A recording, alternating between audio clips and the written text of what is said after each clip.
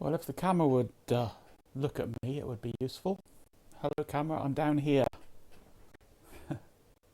Nope. Let's do it manually. There we go. Is it going to track me? Hello? Yeah, it's got me. That's okay. Right, hello. I think everything's working today. We've got sound, we've got picture. I think we're ready to go. Right, today all the components have arrived for building the ISA interface for the SuperPro EPROM programmer. So I am going to delve in and build it. And then, if we've got time, I'm going to try it out. See if it'll work. This isn't all components for this. There's a few other things in there as well, like some other bits and pieces I'm running low on. Flux, surface mounts, capacitors. But mostly this is for the SuperPro card.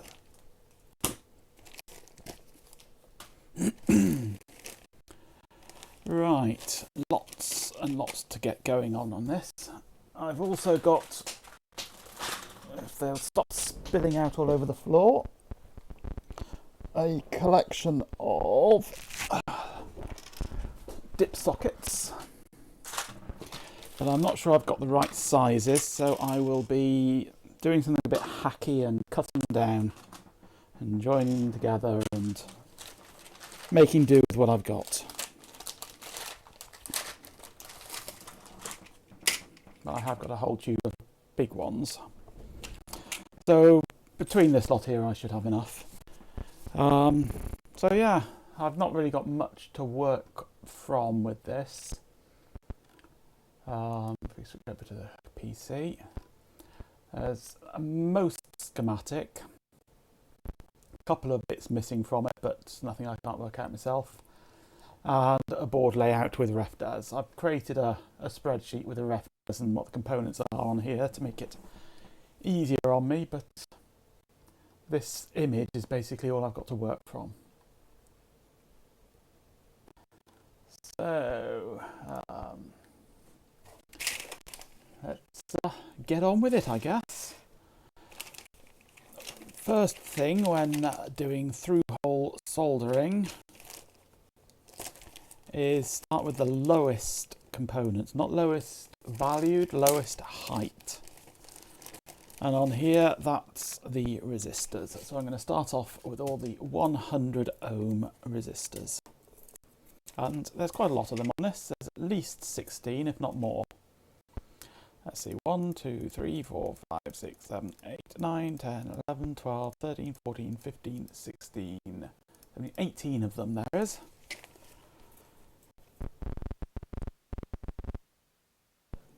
Two, 3, 4, 5, 6, 7, 8, 9, 10, 11, 12, 13, 14, 15, 16, 17, 18.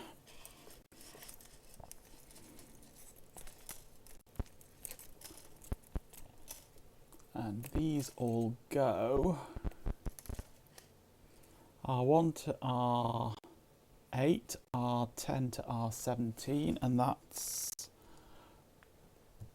just here, I believe. Okay, let's get these resistors the right way around.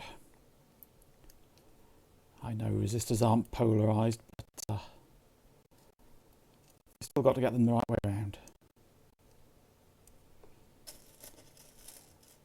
It's all a matter of being able to easily read the color coding on them. I like to have it so that the tolerance band is either to the right or to the bottom.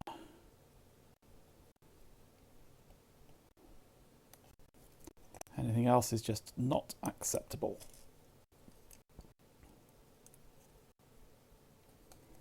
I've got two of these boards. This one is going to be my testing board. So it'll be all socketed. If it works properly, which I assume it will,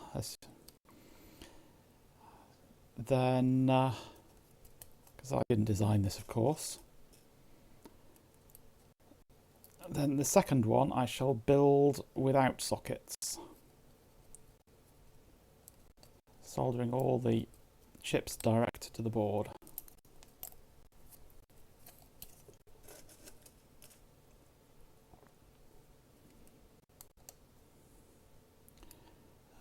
Okay, that's the first bank done.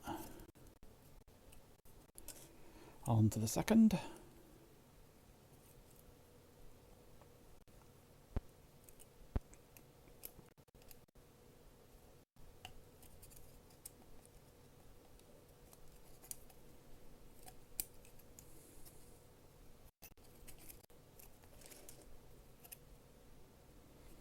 This brings back memories doing through-hole construction.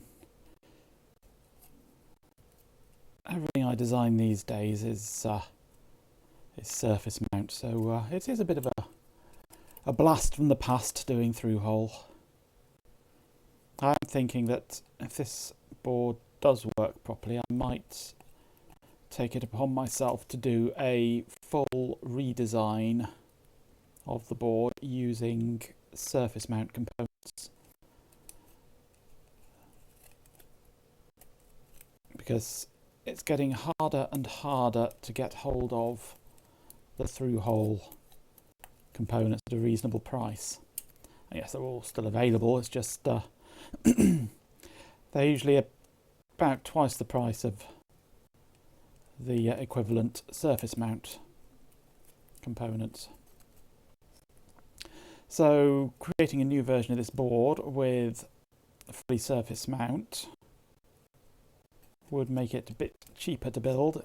It could also be smaller as well, more compact. No need to have it full height in the ISA slot. It can just be a much more cut down board.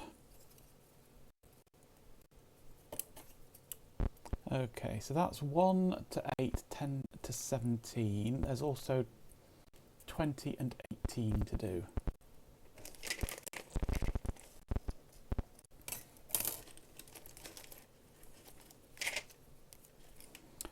Twenty is up here.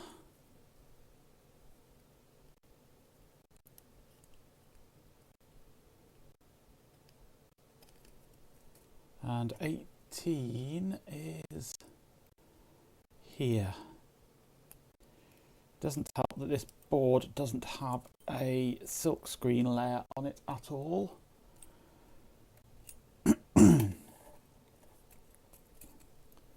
Okay, let's just fold those down a bit, keep it all in. Okay, that's those ones done. R22 is 330 ohms. Let's just put these ones away.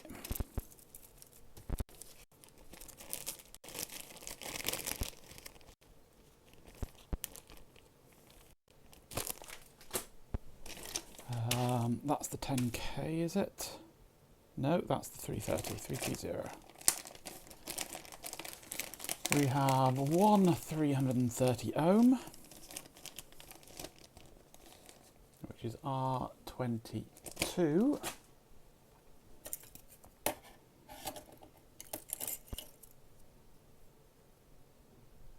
Which goes down here.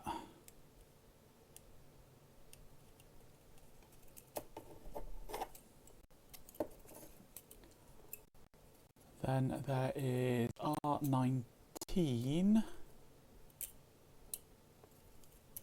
which is a 1K. And 1K, I think I didn't order. Or did I? Yeah, I did. They're in here. For some reason, they decided to bubble wrap these ones. Resistors are so fragile. That's a nice useful bag there anyway. Bubble wrap bag. Okay, 1K resistors. This is R19, which goes... hang on, I've done these ones wrong. This is the problem, not having any silk screen on here. It's hard to know where the actual components are. This one actually goes down a layer here, I think. Yes.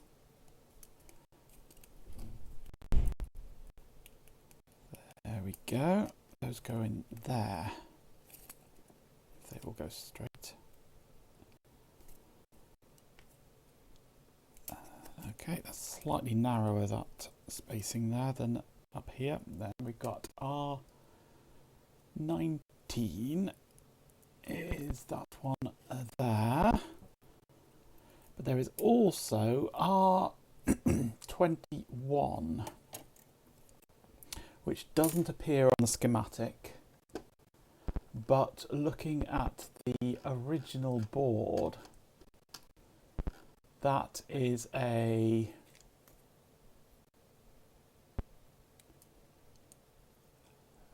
although, hang on, have we got this right? R22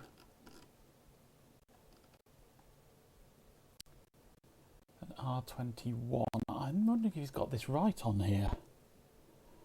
R22 on the schematic. Have I got this the right way around, actually? Is it my fault? I've got these backwards. I've got to, because on the original, this 330 is at the top here. Let's have a look at the schematic.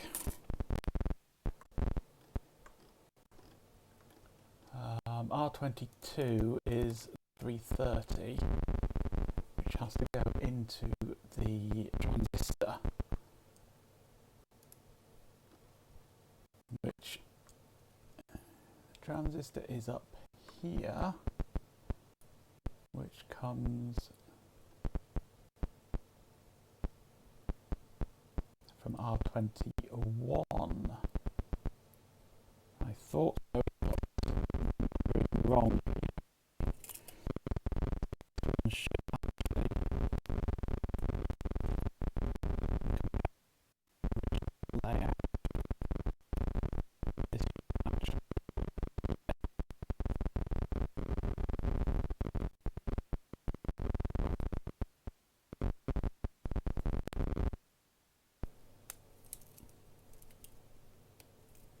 And then there's R22 on the board, which is missing from the schematic. It is a 10K resistor, which I didn't order because I have plenty of those, or I did have plenty of those.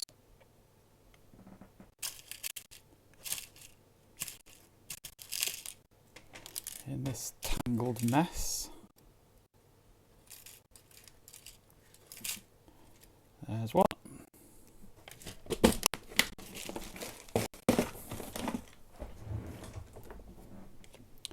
So this one goes in here where the 330 was.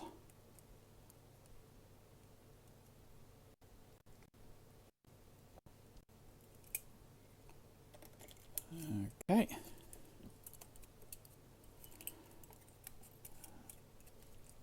And now, time to solder them in. Oh, I just realised you couldn't see what I was doing there. Back to the desk. Yeah, that's the 10K in there now, where the 330 was. Let's just straighten up this one.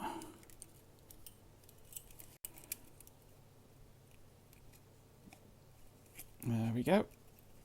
That's better. And this is why you do the lowest components first, because when you turn it upside down, they're now all pushing against the board at the underside and keeping everything nice and tight and flush. So So now we get to do lots and lots of soldering.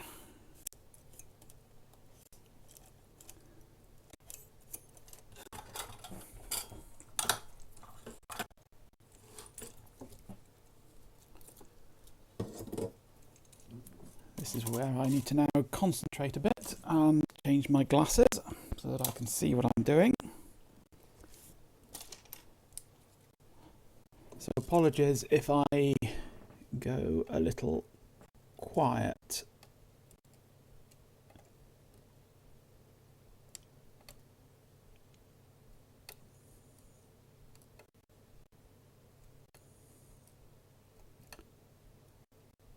One row done.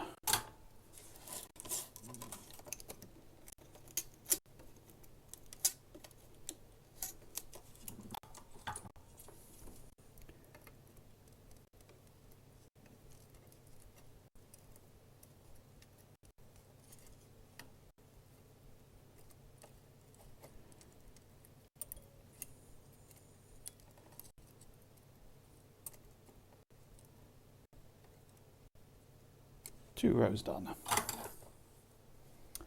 Where have my cutters gone? Yeah, they're okay, those.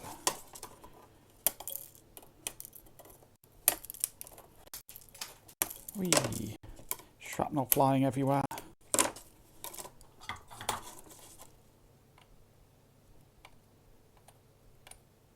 Quickly touch these up now, trim them off. Keep it tidy.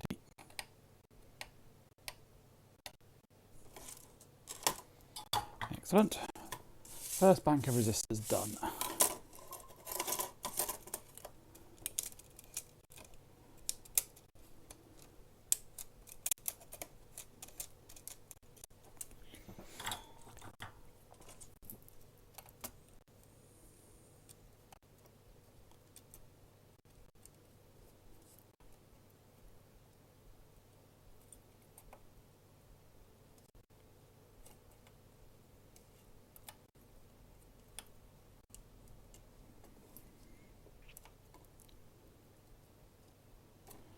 That's that row done. Let's trim these off now.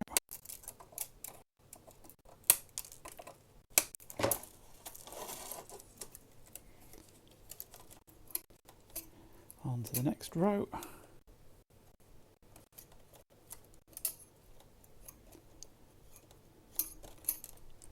Let's have a change of angle, shall we?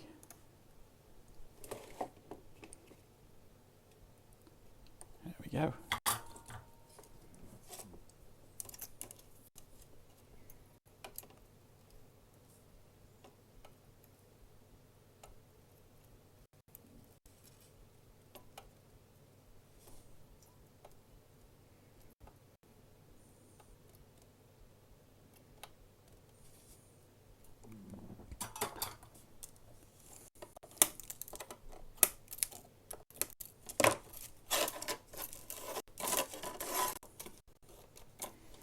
Looking good. Let's just tidy these up.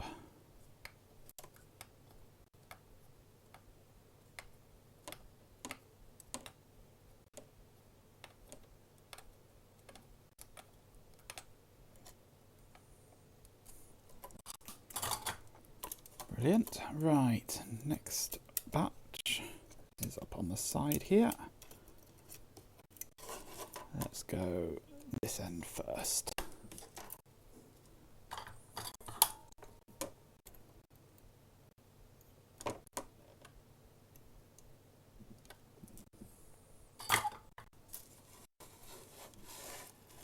It's auto exposing, and the board is causing it to be a bit dark, I think.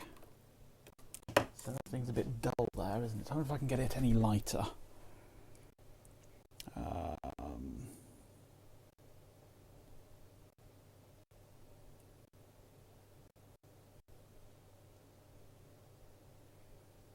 that doing anything? It is a bit, isn't it? Come on. UV +4. Let's add a bit more light to it as well. That's about as good as I can get that, I think, with that camera.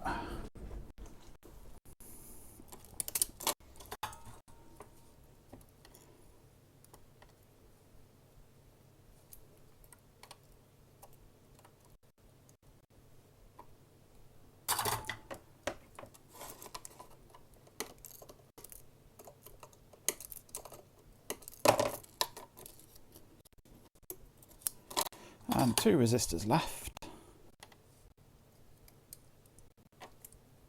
Oh, it's decided now that it's going to be far too bright. I think there's a bit of delay in it adjusting its brightness, I think. Okay, right.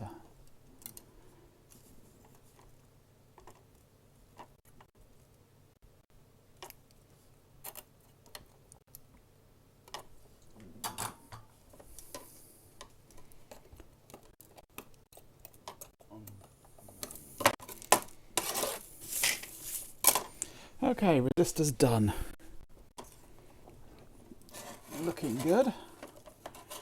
Now the next highest component, I'm not sure whether that will be the capacitors or the sockets. So I'm just going to slip a socket in here. It's not the right size, but that's fine. And then, why have they sellotaped up the end of this bag? For some reason they've sellotaped this bag together. Why? What possible reason could there be to sellotape a Ziploc bag? I suppose they're loose and they didn't want it to come undone. I suppose I'll give them that.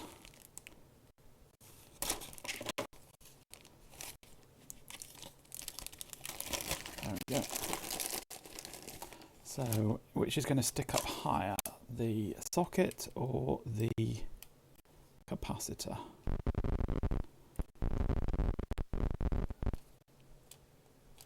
He's used a very wide footprint for these capacitors. I'd say the socket is marginally lower than the capacitors. So now to look at munging some sockets into the right sizes. I've got plenty. I've got some 16 pin sockets and some 28 pin sockets, and this is full of 14 pin and 20 pin. I don't think I've got a single socket that's the right size. So there's going to be a lot of cutting down of sockets.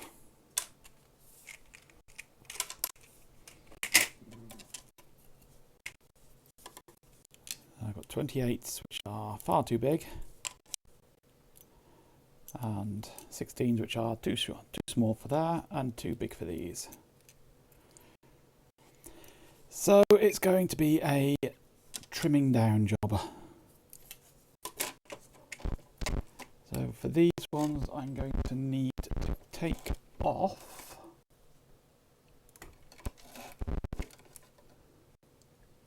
the major delay on that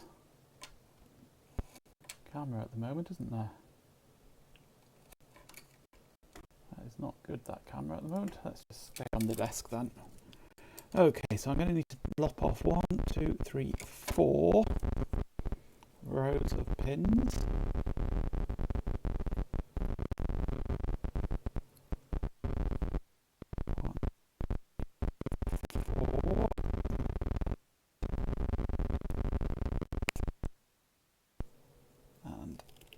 There, okay, that should be the right size for there now.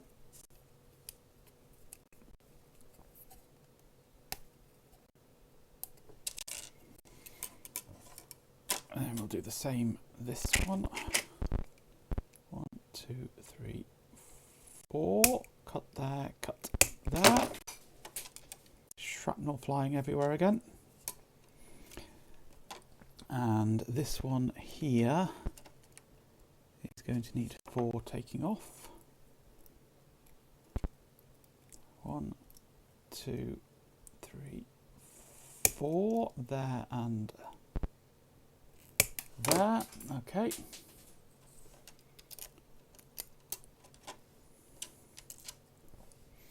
Now I'm going to need 1, 2, 3, 4, 5. Wow, there's one that's actually the right size. So I need to trim 1 pin off each of these then. This gets a little more tricky here because we've got this part here in the way.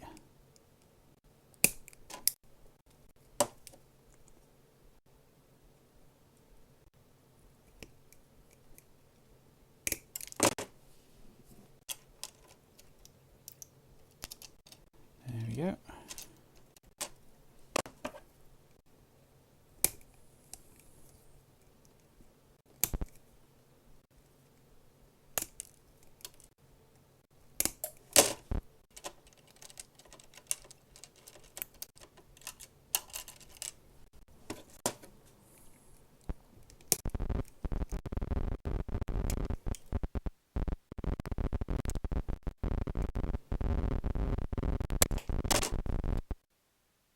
Bent that one a bit, didn't it? That's not too good. I might do a new one for that.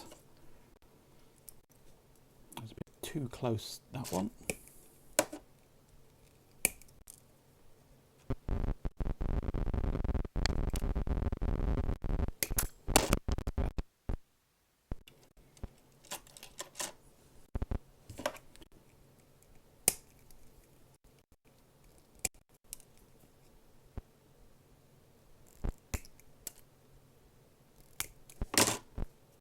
Nearly there. One more. And then it's soldering time again.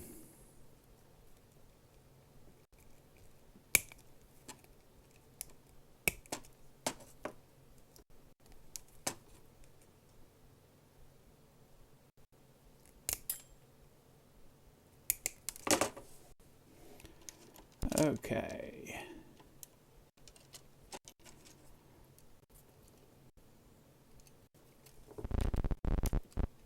Bent pin on that one. Straighten that out.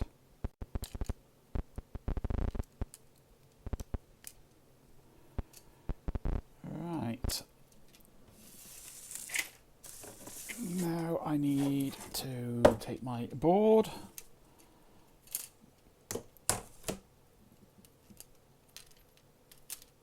Turn this over now by put this underneath the board, put it against the board, flip it over and immediately lift it up. Let's try that again. Right. Me trying to be clever and failing miserably. Story of my life. Right, let's put these back in.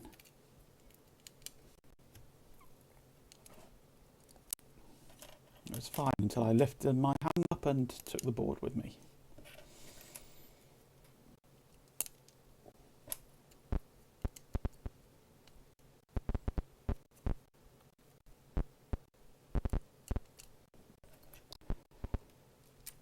And that's the full-size one in there. Actually, is it? Yeah, that is. Of course it is. Right, let's try this again.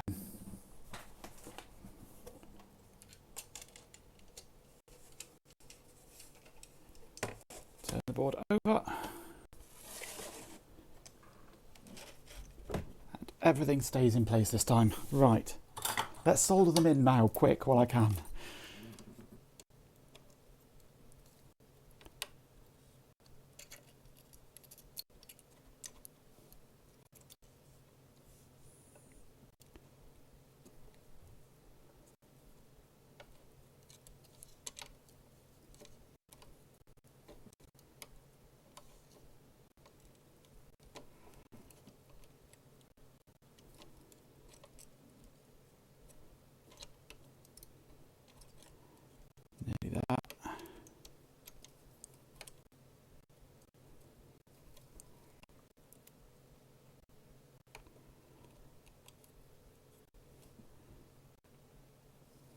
Right, I think, yeah, that's tacked them all in.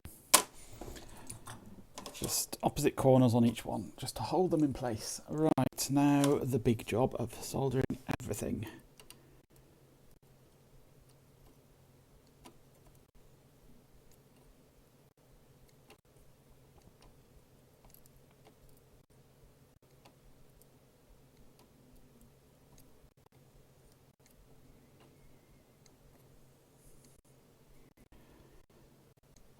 Half a chip done.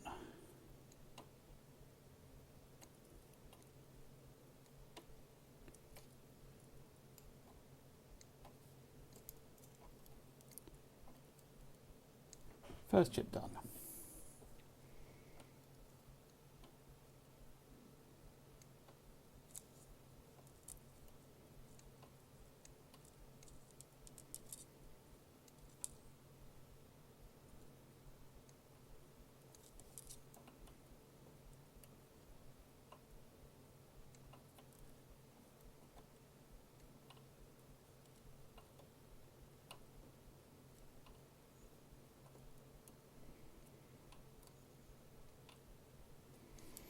Two down, lots to go.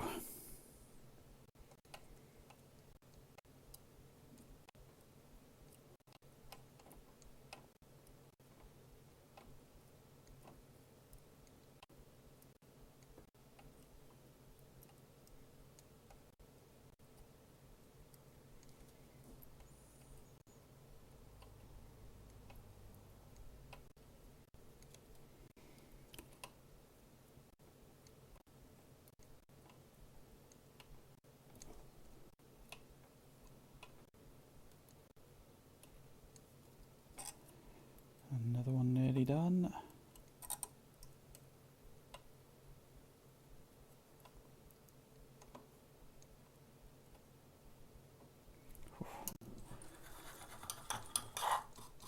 Okay, next one is up here.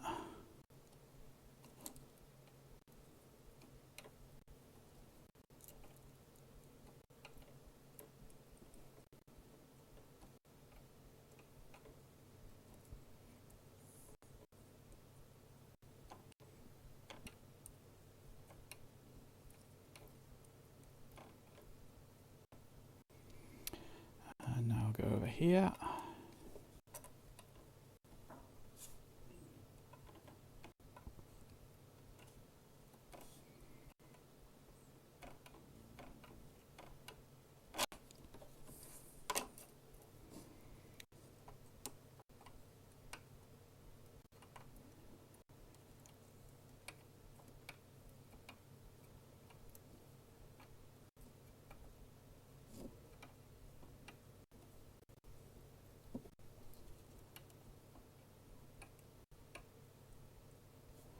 Two chips left.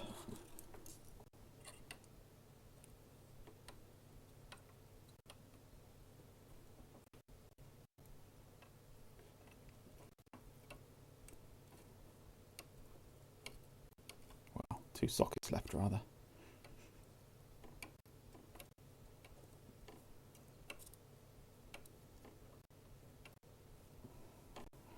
Last one, and then we can go on to something more interesting.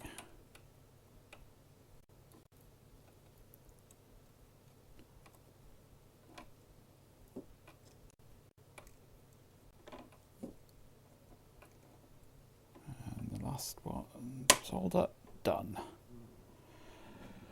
Right, the sockets are in. Let's see if I can just improve on the speed of this camera a bit. I don't know why it's gone so slow. Let's exit from there completely and reload it. Is that working better now? I think it is.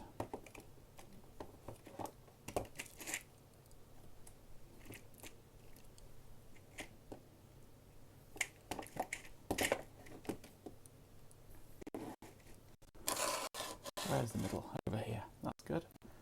There we go. Not looking too shabby, that.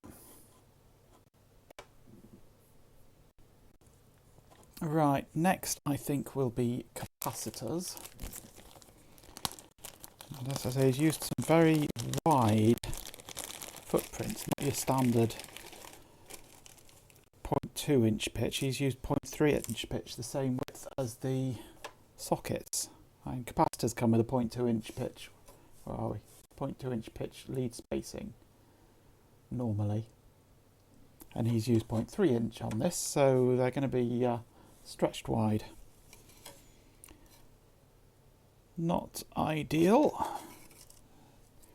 There are a number of things that are lacking with this circuit and the design of it. It's been done by somebody, I think, whose day job isn't PCB design. It's fantastic that they have done it. Don't get me wrong; it's an achievement in itself doing something like this. But it could have done with somebody with more knowledge giving it a once-over before publishing, really. Where are we? We're over here, aren't we? It's hard to know where to be with this camera. Just to sanity check it and make sure that everything is correct. A bit like when Tech Tangents was doing the CM153 card. He enlisted me and a few other members of the Discord channels to help him get it absolutely perfect. And the end result was a card that worked first time. So I'm not 100% confident that this design is actually going to work perfectly out of the starting gate. But we shall see. And it's a simple enough board, this. There's nothing really difficult with it. Can I zoom this out at all? I can. There we go. That's better. Right. You should be able to see a bit easier what I'm doing now.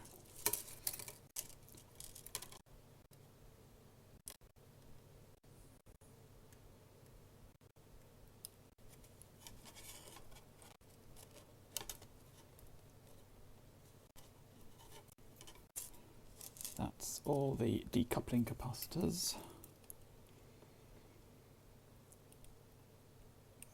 There are differences between the schematic and this board. For example, the schematic has no decoupling capacitors on it at all, and it lacks the 10k resistor, and the 330 ohm resistor is in the wrong place. So yeah, it's touch and go whether it will actually work perfect first time or whether it will need some modification. But as I say, it's a pretty simple, straightforward circuit, this. Just a spot of address decoding, a couple of latches, a few buffers, and that's about it, really. It's basically a very simple bi-directional parallel port, really, I think. Not much more to it than that. Okay. Let's start soldering them.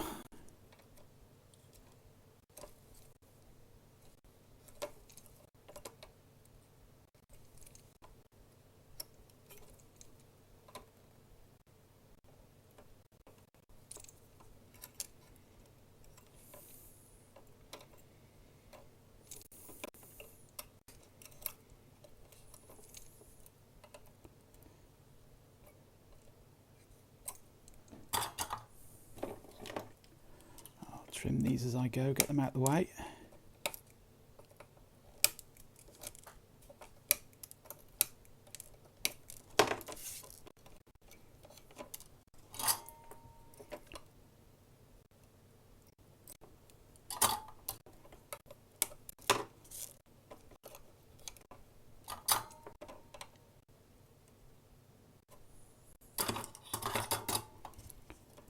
One of the things I'm really looking forward to with this system, this SuperPro, is not its EPROM programming ability, which is its primary function, but it has a whole chip testing facility built into it for testing 4 logic series, 4000 logic series, RAM chips, ROM chips, everything. All common logic chips. It'll test for you. And I've got loads of old logic chips that I've ripped out of old systems and stashed away. And I have no idea if they work or not. I mean, I could build my own test rig for them, but that's a lot of work. I'd much rather use a system like the SuperPro, where all the legwork's been done for you.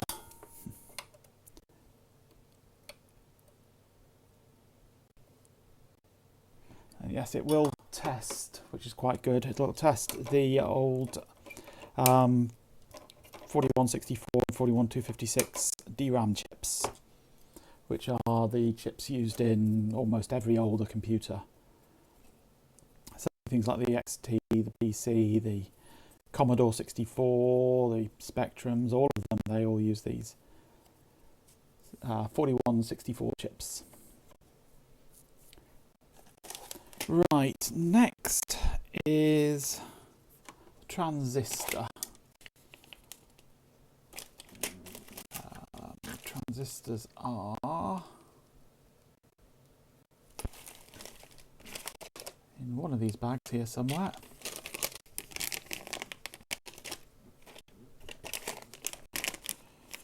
This is another thing on this schematic. It just says it's an NPN transistor. It doesn't specify anything more than just an NPN transistor. So it was a case of shopping around and comparing data sheets and things with the layout on the PCB to work out the order of the pins on the transistor, and hopefully I've got one with the right pin out on it.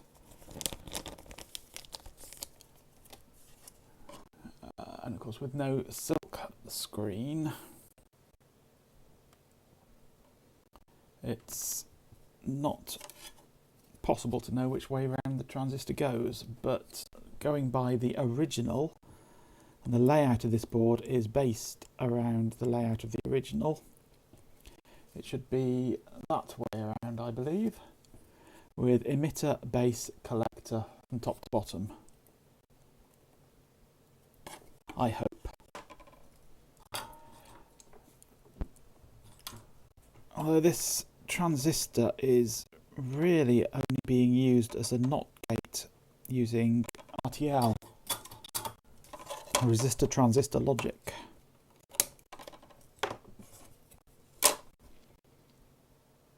We're close. We are very close now. Okay, where's my box of headers? Up there. Okay. I need a header for the jumpers now.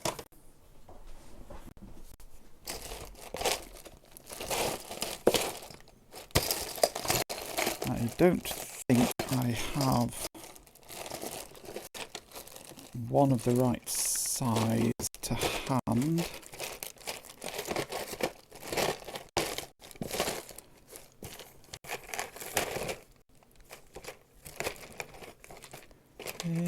I've got bits to make one.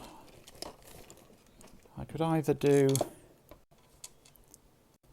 those two together, or I could use single row ones, 2 rows of. I think I might use these actually. They might be a bit easier to solder in place, being the 2 rows already. There we go, that'll do. Okay, let's try and hold those in while I turn it over.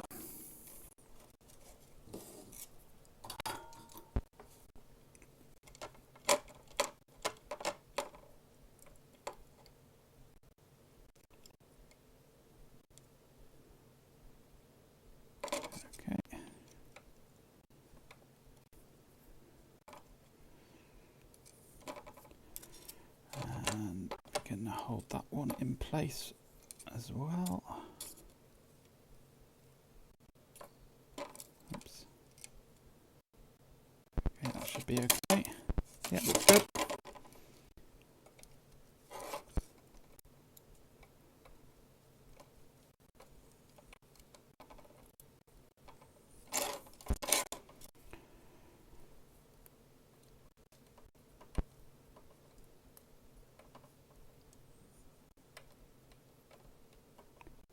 There we go.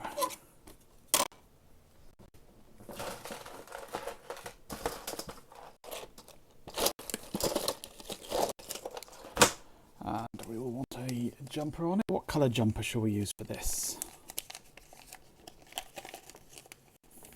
I think a red one for this.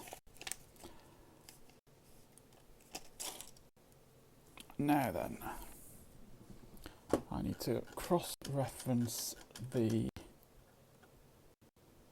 addresses.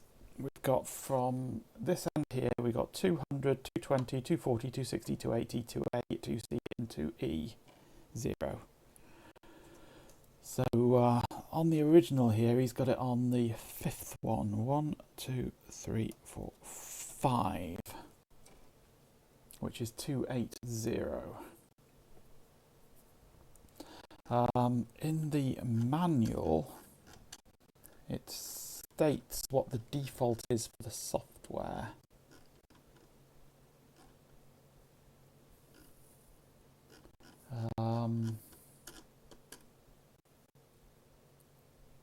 User's manual.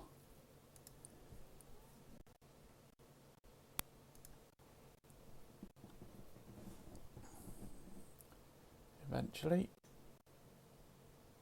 Just waiting for the hard drive to spin up. Yes, spinning rust.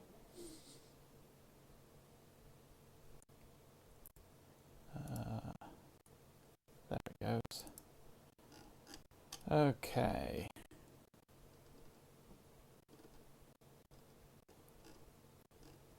Getting started. The default is 280. Yeah, so we're on the default setting there. That is good.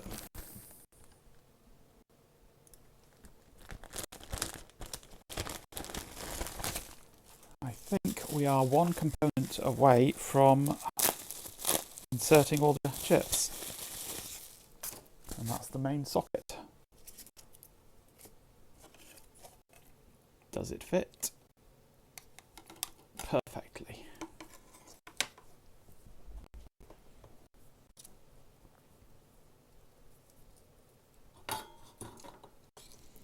Right.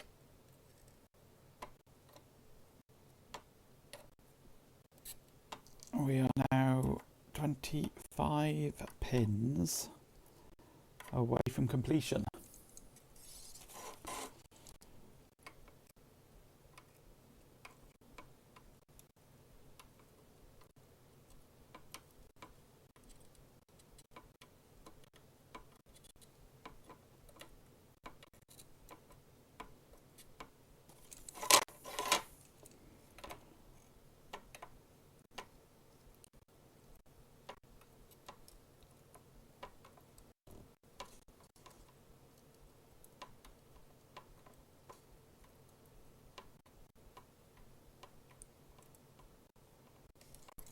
There we go. Now we have the fun job of working out which chip is which. I think I can turn my soldering iron off now. Okay. What do we have here? This is the 74HC32, which is U5. On the schematic, the U5 is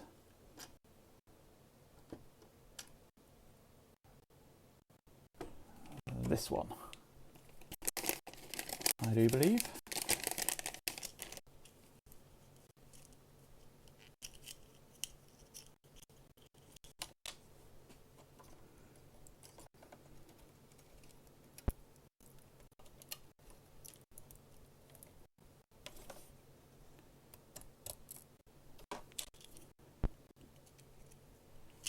first chip in.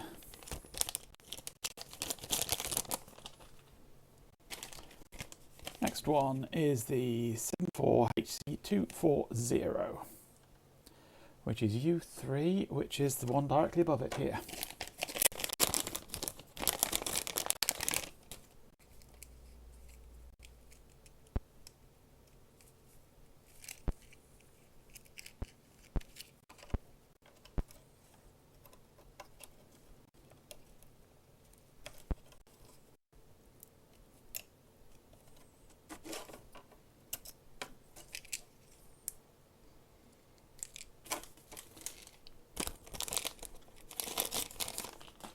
Excellent. Next one.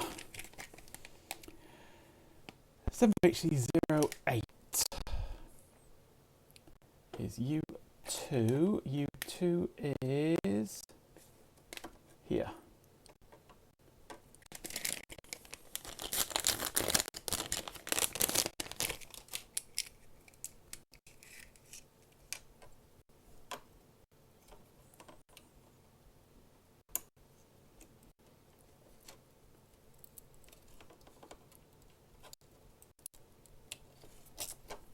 Okay.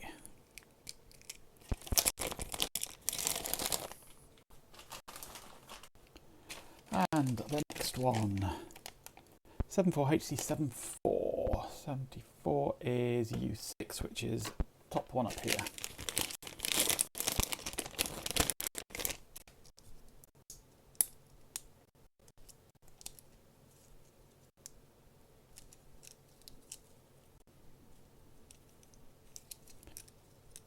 Come on, let's try and get this one out. It really munged this tube up to keep it in. No, it ain't coming out that way. I have to take it at the other end.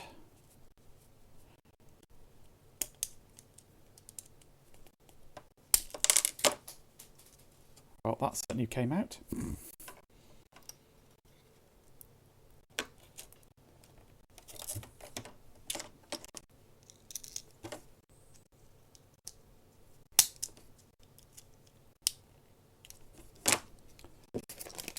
Okay.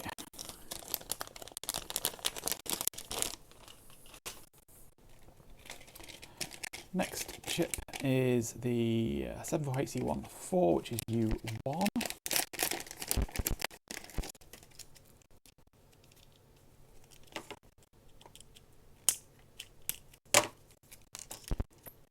U1 is this one here. Change hands, that one there.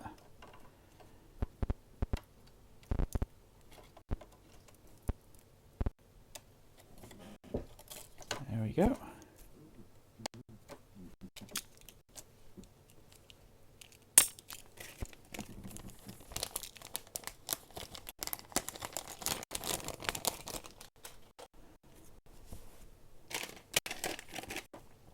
Simple HC245, that's U7 and U9, that's these two down here.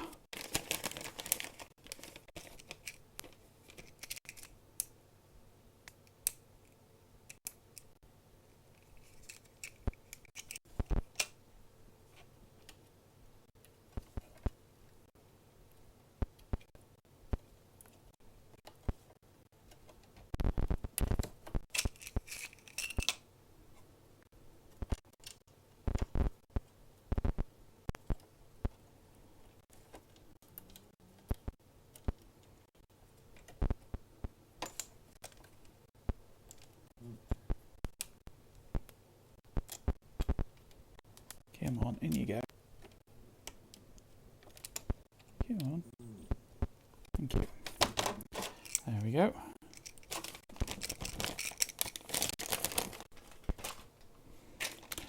And this one is the 393, which is U4.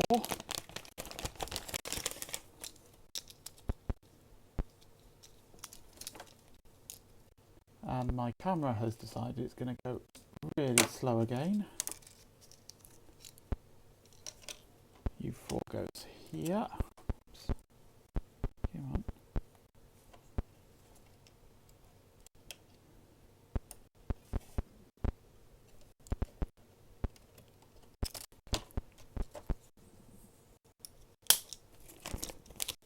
I think the camera's caught up again now, hasn't it? Bit of a lag on it. That's normal. Okay, that leaves one chip left, which is U8, which is the LS138. Now that one should be one I have plenty of. That's a 244. 138s. I've got a whole tube of 138s. Very common chip.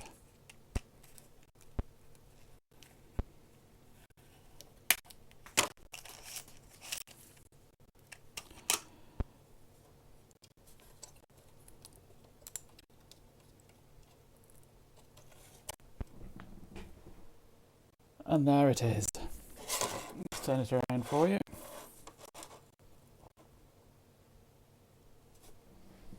I believe, fingers crossed, that is now one completed board. I hope. But there is only one way to find out if it is or not. And that's to try it. Oh, camera's gone now.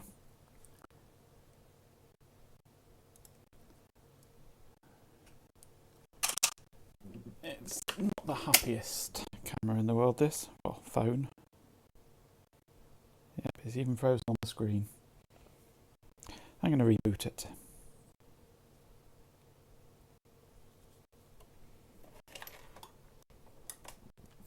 That'll be a while.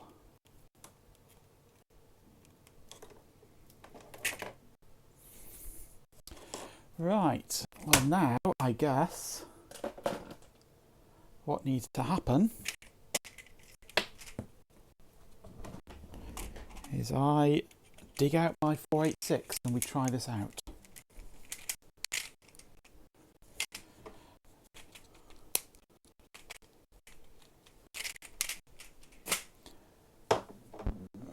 There shall be a moment and there will be a lot of clattering and banging whilst I try and find my 486. Well, not find, I know exactly where it is. It's, can I get to it?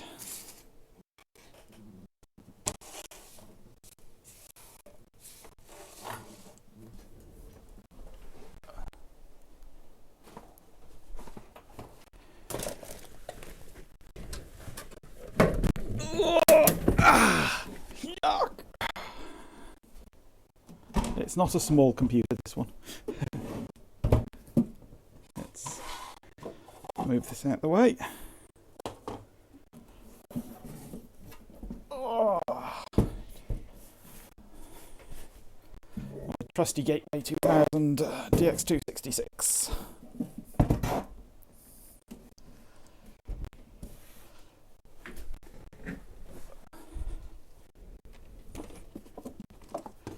Right.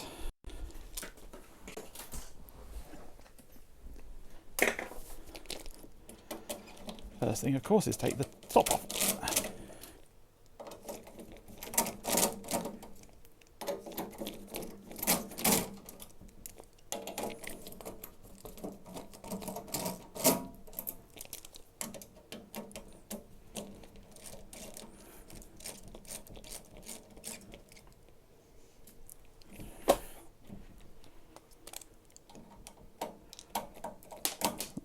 And drop the screw.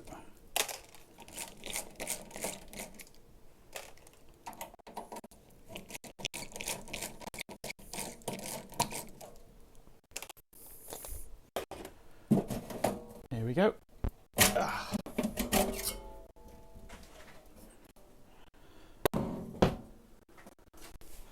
The trusty old 486.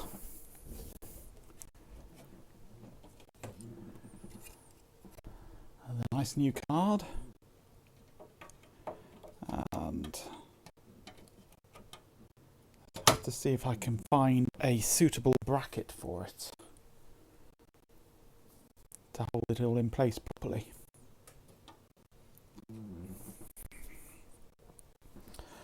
Right, now I'm going to need video.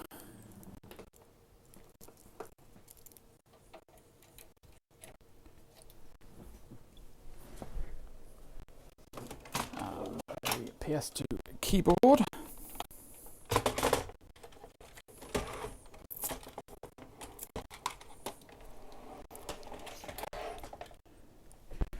Keyboard is that socket.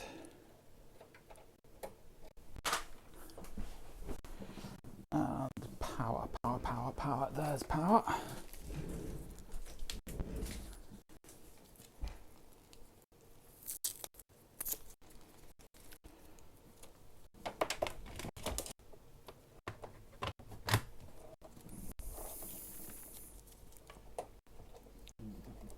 Okay.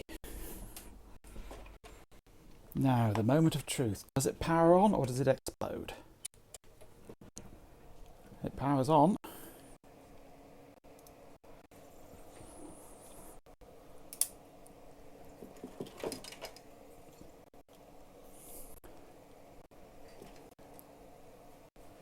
Do we get a signal?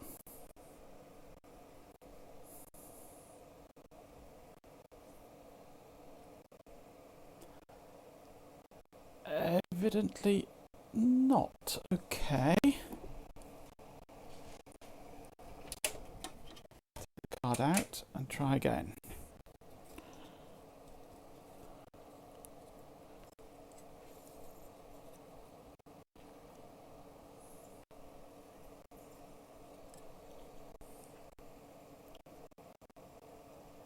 And then it powers up. Right. Okay, what's not working here then? Let's just, out of interest, plug it in again in a different slot.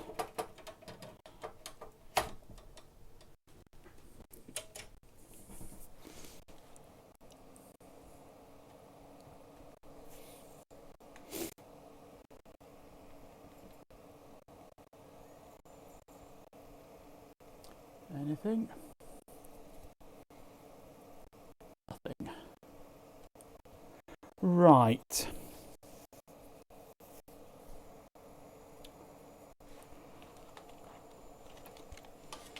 It's obviously breaking something by having it in there, logically enough.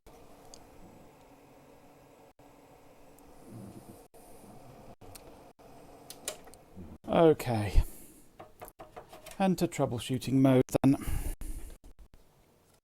I'm going to disable the jumper on it completely, which should cut out the address decoding logic. See what it does.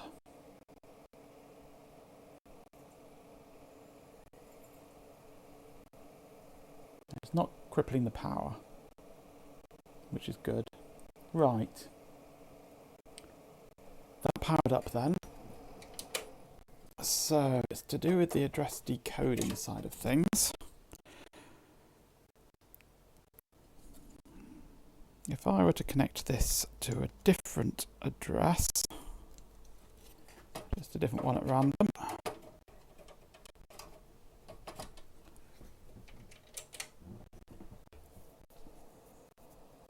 what happens?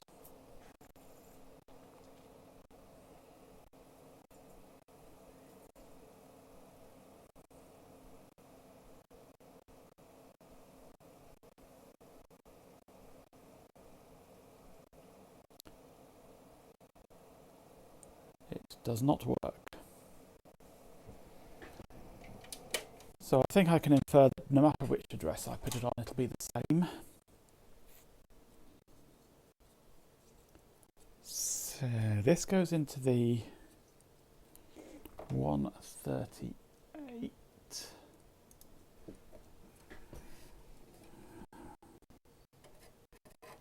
We have these pins here all come from here. That's the 138. So that's the address decoding.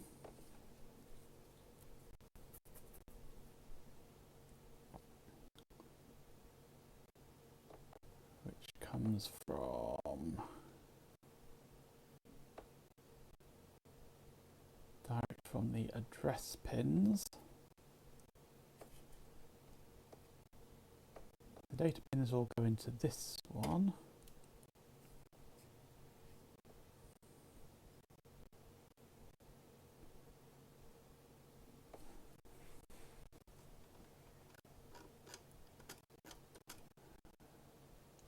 Let's just check that this is laid out the same. We've got the 74 there, that's yes. The 08 is there, yes.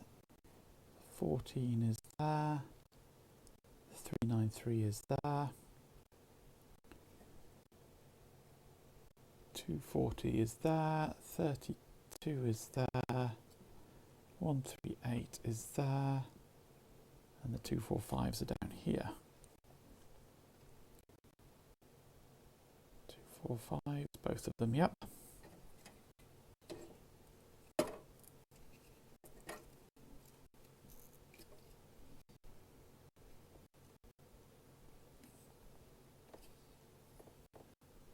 Okay.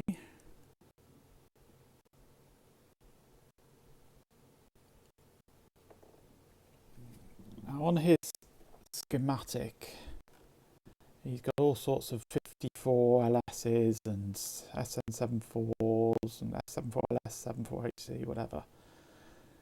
On the original, they're all 74LS, and they're almost impossible to get hold of on some of these chips now. So I've just used HC, which is similar. It's close enough that it's compatible with TTL.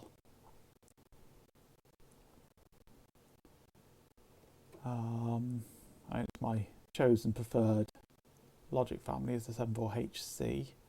Could have gone HCT if you could have got hold of them, but because it's through hole, the choices of what you can get is slim. So HC is really the only ones that you can get in any decent quantities at any decent price. So what is stopping the computer working? It's probably doing something on the address bus, on the data bus, that it doesn't like. So I'm just going to pop out the data bus buffer. Let's take out that one chip there.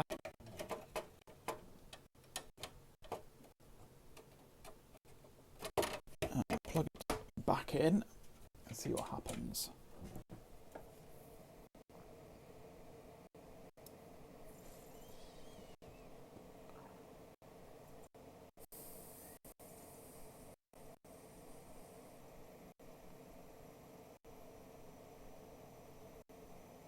No.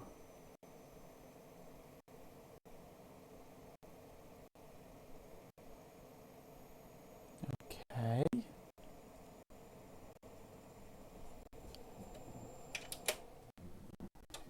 I am surprised. I'll take out the address buffer. So that should pretty much have isolated it from the whole computer now.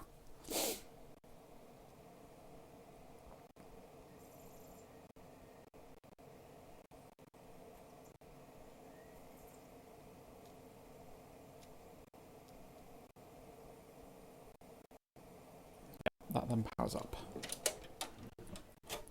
I'll put back the data bus buffer.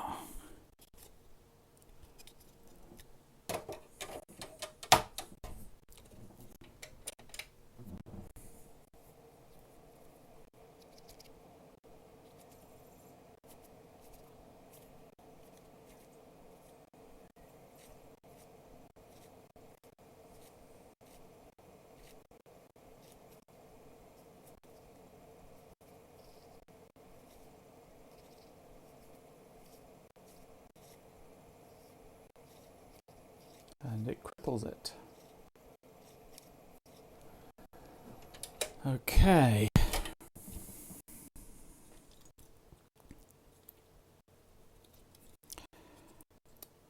What is going wrong here then?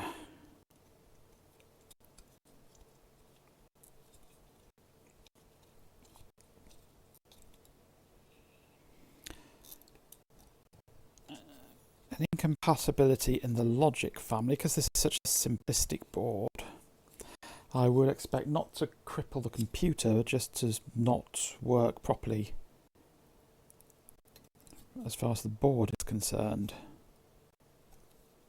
But it should still boot the computer. Right, let me bring up the schematic again.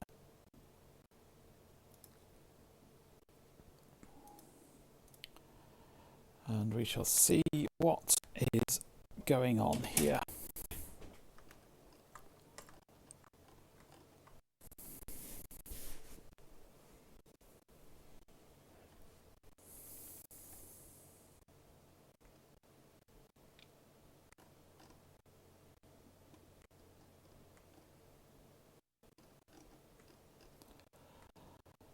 We are, this is the address bus here, so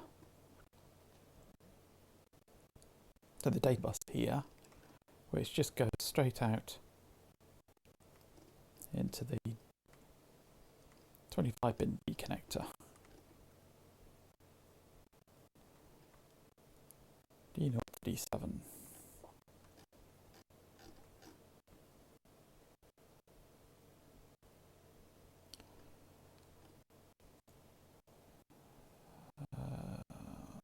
Okay, that looks fine.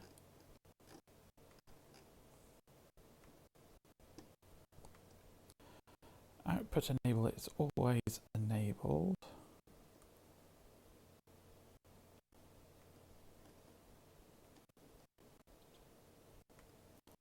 Right. TR is then ORed with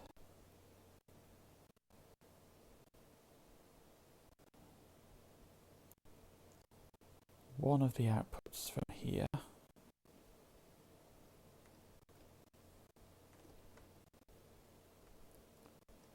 Along with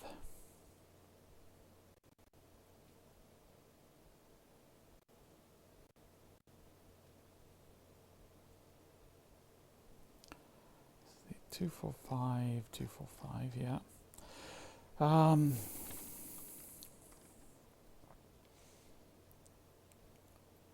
So this is on TR is alternating. This is on permanent T. So we've got address.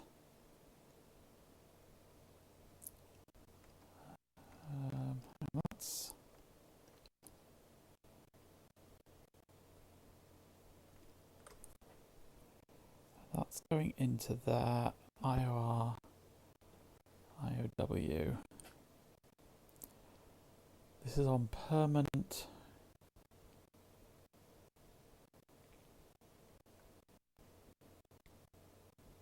Transmit. This is on permanent. This is on alternating. That's bidirectional. This is on permanent transmit, which is permanently going that direction, A to B. So the address pins go A0 to 3 go through here.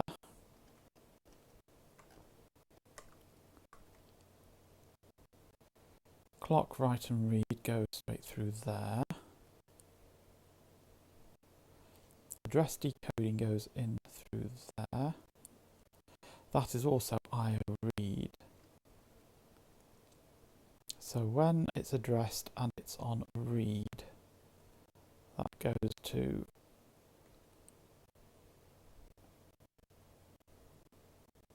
read mode, otherwise it's on transmit mode. So that's normally connected through that way.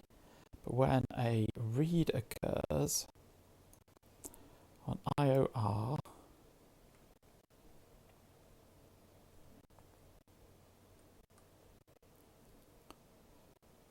to this selected value, then it should change direction. So that's the 32 that does that.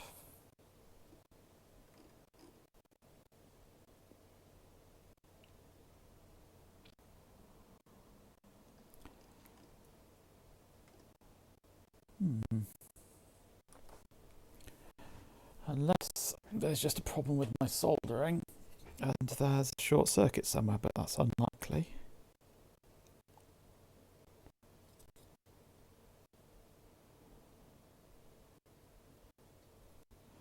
Everything looks fine.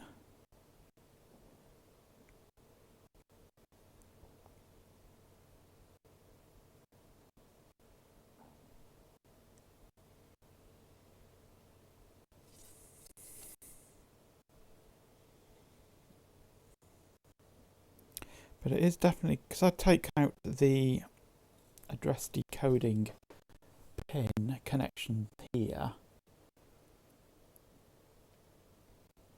This is too easy. That's the select,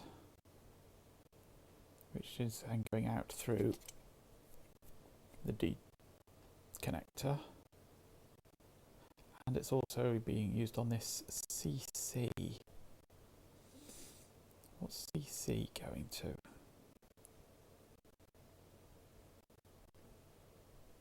CC is going through here into CD.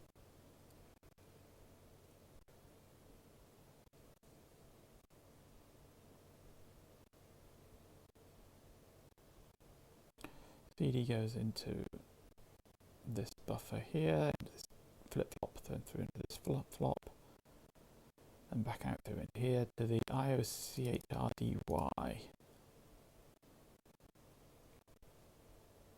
which comes back out to here. Right. I'm wondering, is it my transistor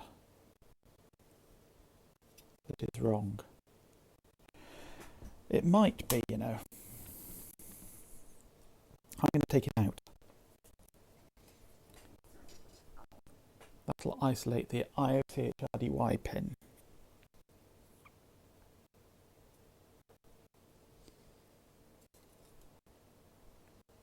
It might be that I chose the wrong transistor and it's connected backwards.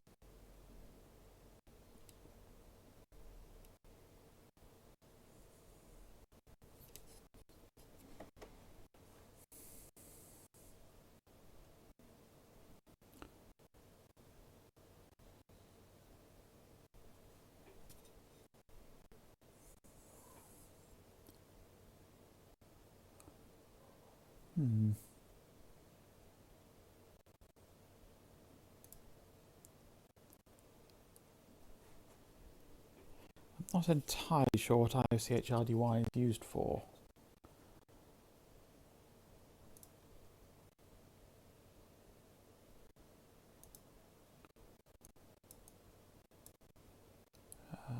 Let's have a look.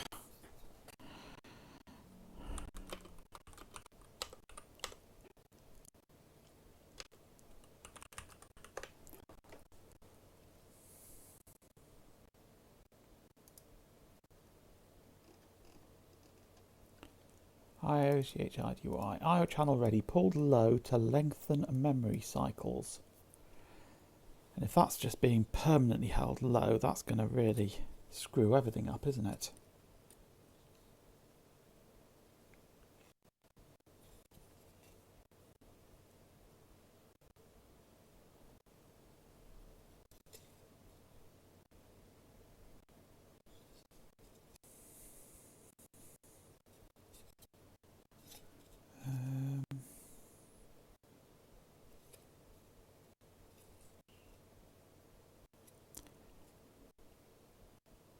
Yeah, I'm wondering if that is wired the same way as it should be. Let's just take this transistor out.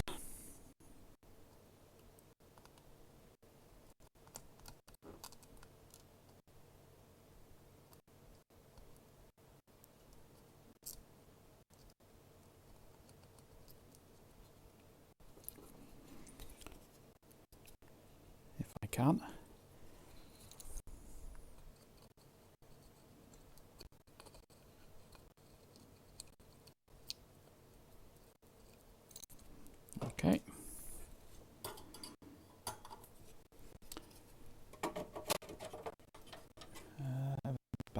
yeah. Let's try this. Will this power up?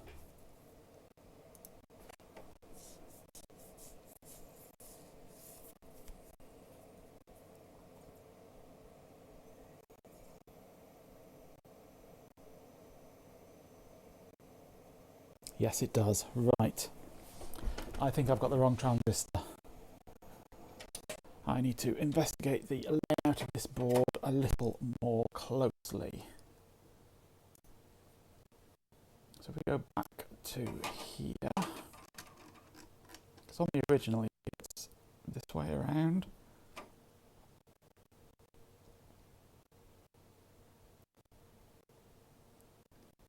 But there's no knowing whether we got the same wiring.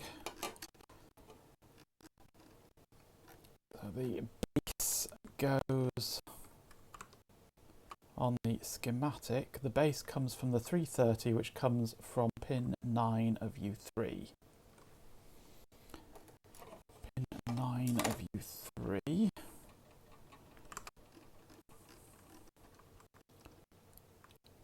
is 1, 2, 3, 4, 5, 6, 7, 8, 9 is here, which comes down here, across here.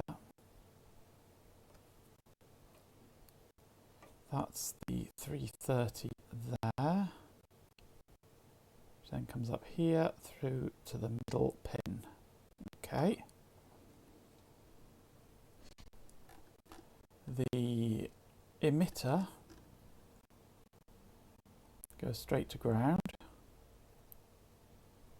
which is this big fat blue trace. That's good. The collector goes through 1K resistor to VCC. So the collector goes with a 1K resistor to VCC and off to IOCHRDY. So on that image there, it looks correct. That's going there, that one's coming down to the 1K, goes pull up,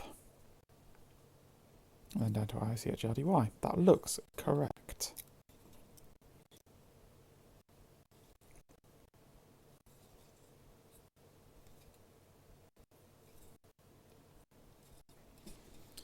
So it's emitter at the top, collector at the bottom.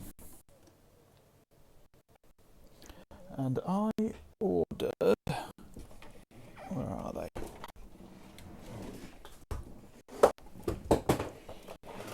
I thought I'd left them on the desk, maybe not.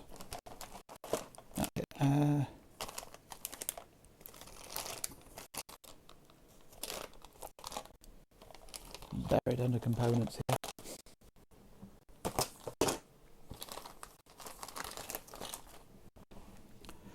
Well, let's just have a look on it. It was a classic PN 2222A. Very run-of-the-mill ordinary transistor. And it's just being used as an open collector NOT gate, basically. So the PN 2222A.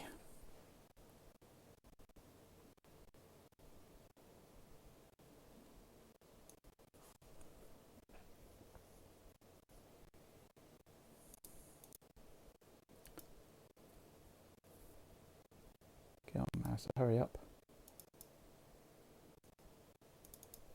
I only want the data sheet. Okay, and we have emitter at the top, base in the middle, collector at the bottom. That is correct.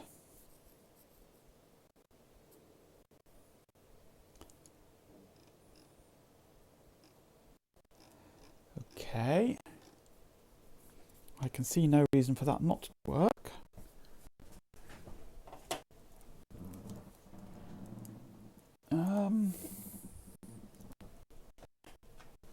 Let's just test that transistor.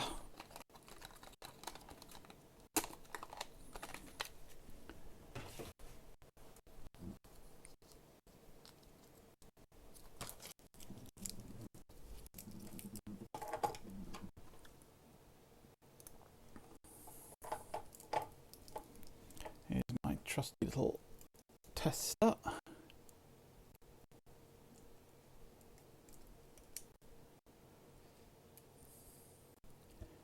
It's an NPN, pin 1 is emitter, pin 2 is base, pin 3 is collector. That is correct. Okay.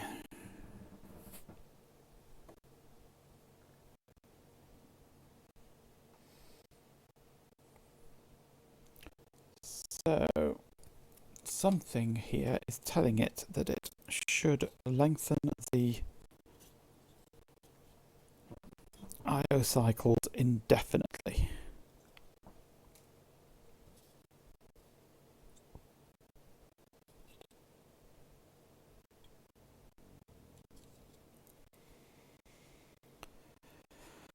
And I don't know if that is because of the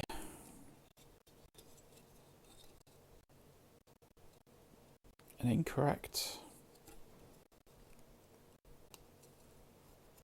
logic family, although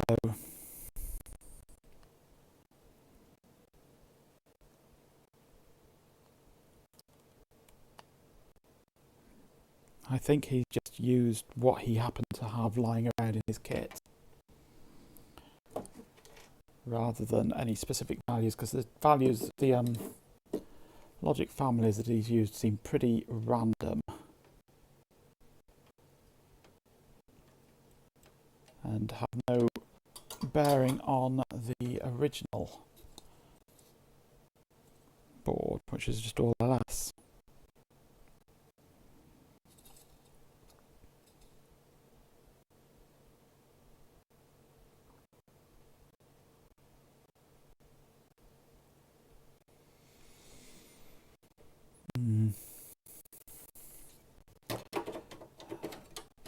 Let's just put it back together, power it up and see if by some miracle suddenly it works. I doubt it very much.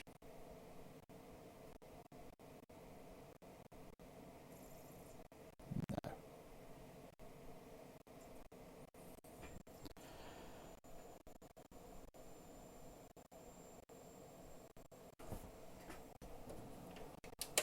Okay, this is going to take a bit more deciphering now.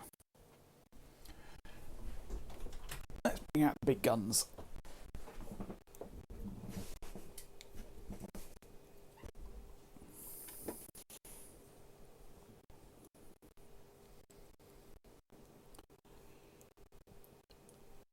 Let's see what's actually happening on this transistor.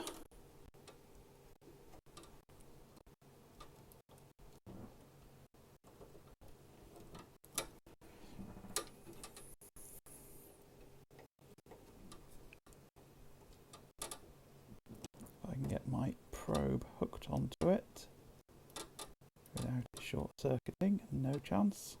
I'm going to have to hold it on manually, aren't I?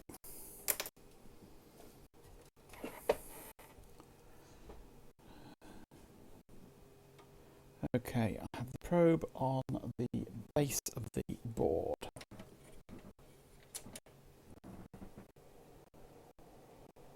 And it is high at the moment, and it drops low occasionally. And it is stuck high.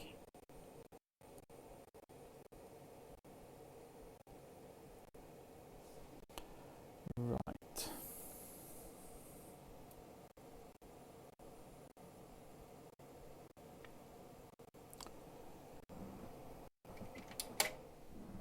Okay, now what is it that drives that?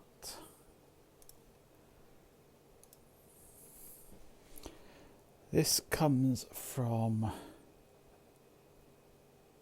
this 240. I can't remember exactly what the 240 is.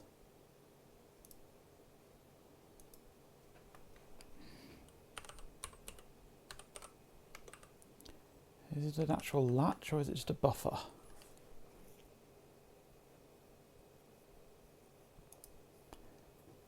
Three-state line driver inverting.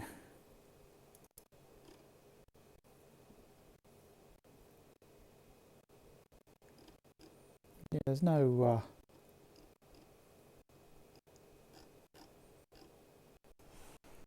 no latching going on there. That's just a buffer, which is just permanently enabled. So that's a mirror of this incoming signal here, which comes from the 7408 AND gate.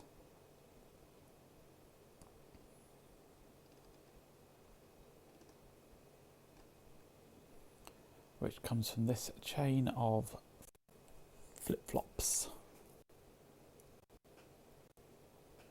And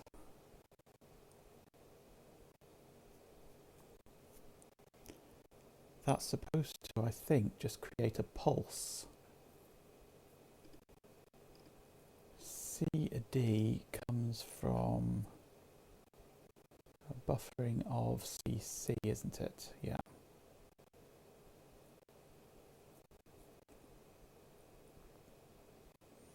So that's the address selected and either of a read or a write. So CC is an operation on the card. Buffered is CD. So any operation on the card, I read or I write to the selected address, causes this clock to go low.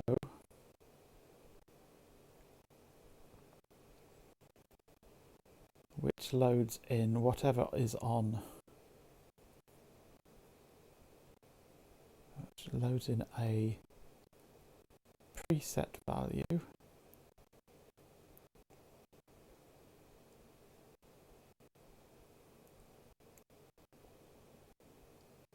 And I hate this kind of feedback logic with flip-flops. It is kind of painful to try and understand. Let me just turn this up a little, turn off channel 1. 2 volt per division, that should be better. Right, I'm just going to have a look at what is happening on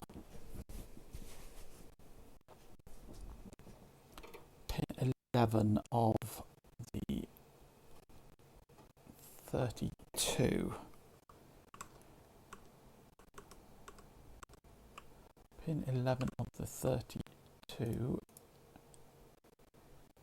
is U5, which is this one here, pin 11.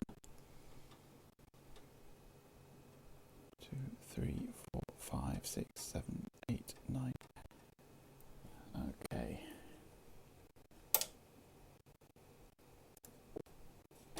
Oops. 1, 2, 3, 4, 5, 6, 7, 8, 9, 10. Pin 11 is that one there. I turn on.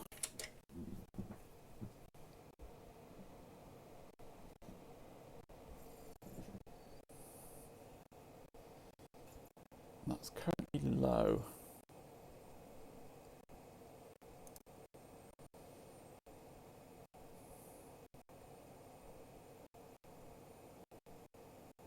And appears to be staying low. Let's sort out trigger on here. Trigger channel 1. Falling mode normal.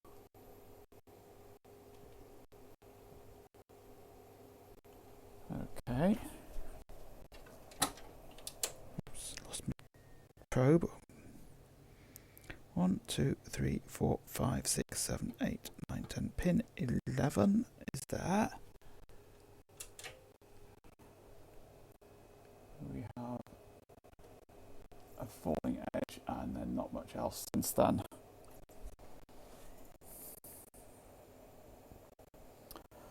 Right.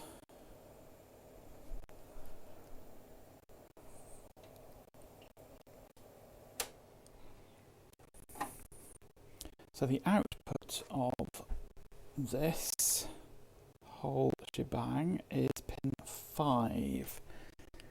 1, 2, 3. This is pin 5 here.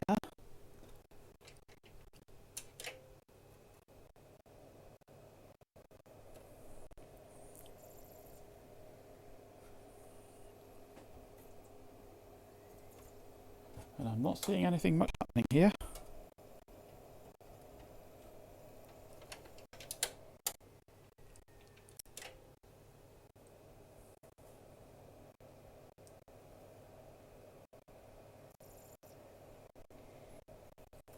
Nope, nothing going on there at all.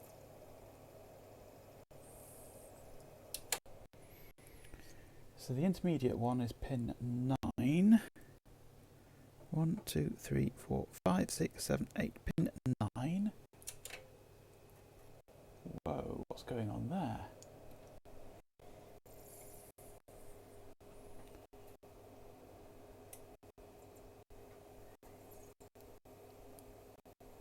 We have a 1 megahertz clock.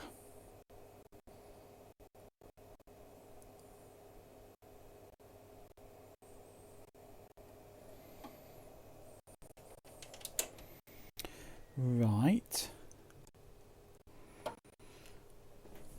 Pin 9 should be the output of... Oh, hang on, I'm looking at the wrong one here, aren't I? That's... Am I looking at the wrong one? U6. Yes, I was looking at the wrong chip, wasn't I? No wonder I couldn't see what I was expecting. Right, let's try the right chip. 1, 2, 3, 4, 5, 6, 7, 8, 9. This is the output.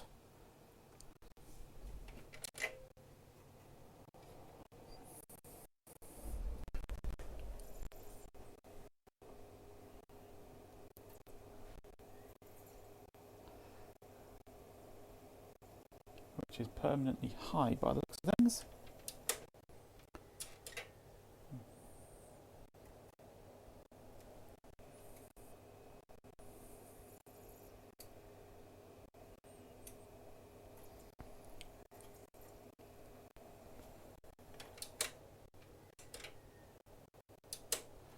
Okay.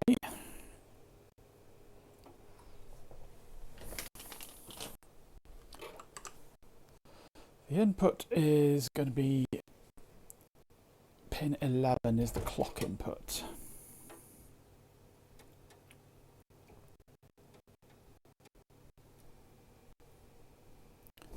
Pin 11.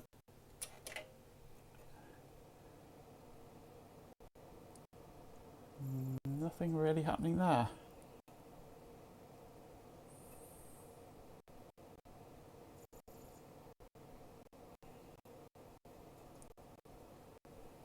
Okay.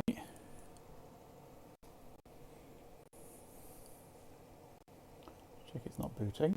No.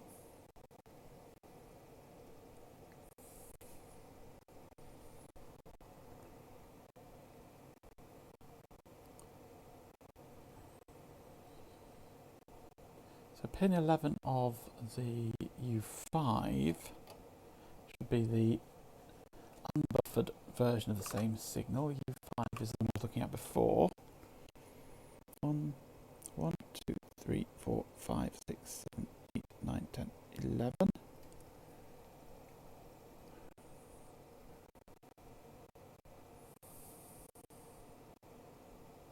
And that has a clock signal on it.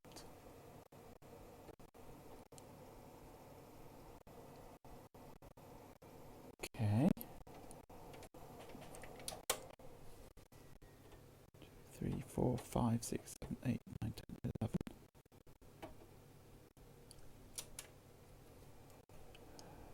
No, it doesn't have a clock signal on it. Strange.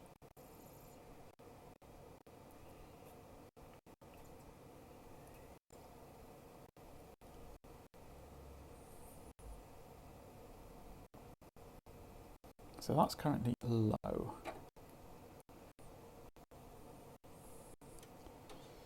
Which means I can think how this logic works.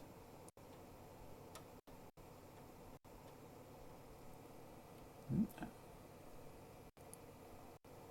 had a burst of clock going on there.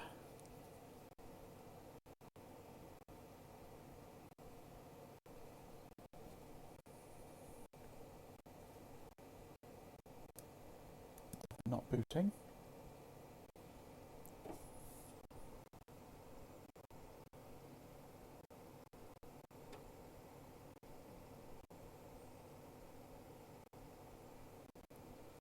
So pin 13 on this one. 1, 2, 3, 4, 5, 6, 7, 8, 9, 10, 11, 12, 13. This should be the select signal.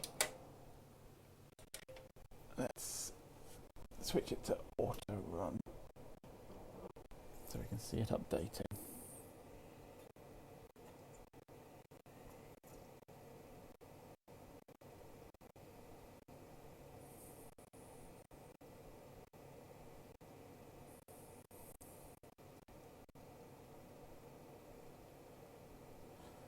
It looks to me like there is no activity on the select signal at all. Let's set it single shot.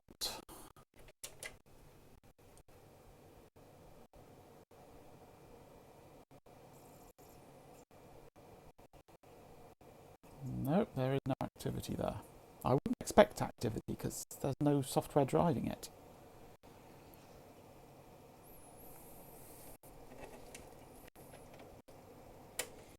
Okay. Oops. We're silly. Unplugged it. There we go, we're back. Right, so there's nothing coming out of there. Pin 8 of the 08. The 08 is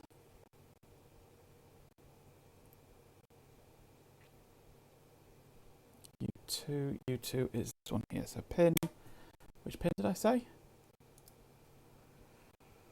Pin 8 of this one here,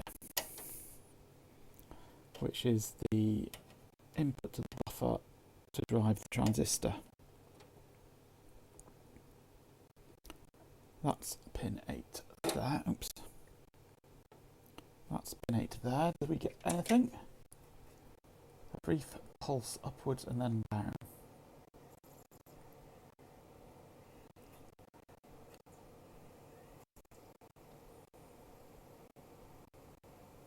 So that's a 0 there.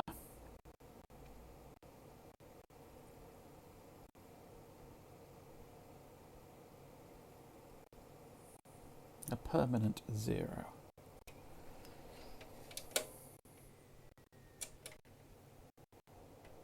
Get a brief blink during reset.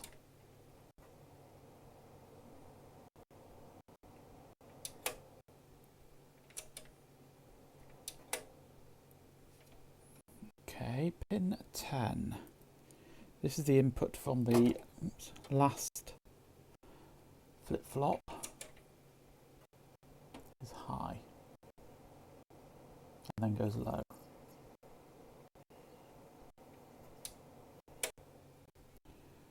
Pin 9 is the input from the first flip-flop, which is high.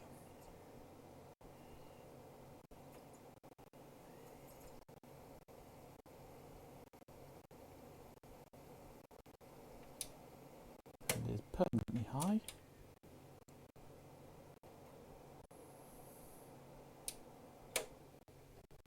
Okay.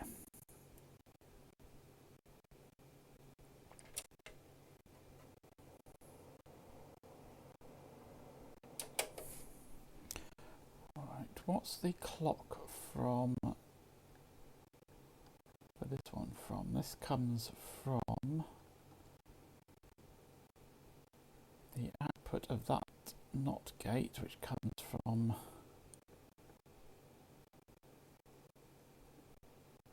output D of the binary counter. Pin 6 of U4.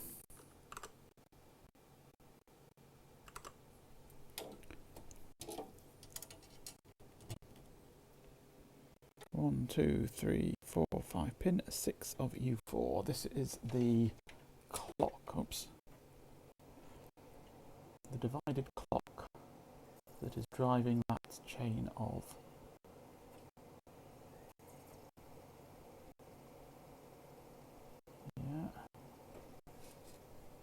that's correct, I think. I can get it to probe to stay on.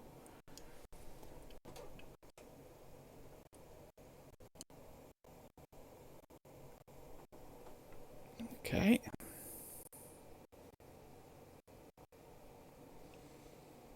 So that then comes into pin 5 of the 14, which is U1.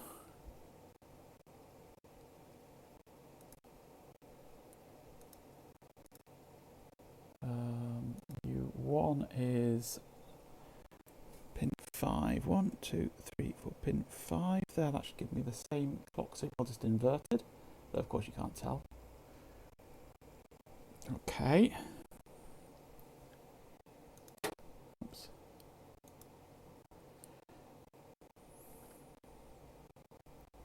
And pin 6 is what I'm interested in there actually. 1, 2, 3, 4. Pin 6, yeah, that's inverting fine. Ooh, I just got a beep beep. Something just decided it was going to work. It's just booted. What? Okay.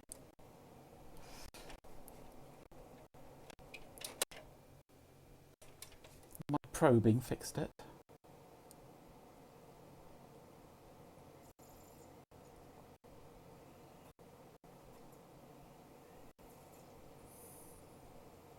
It won't work again.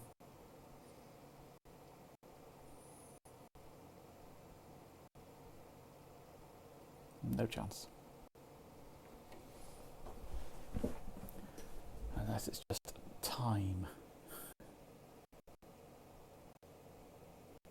And it's just causing it to take forever to post.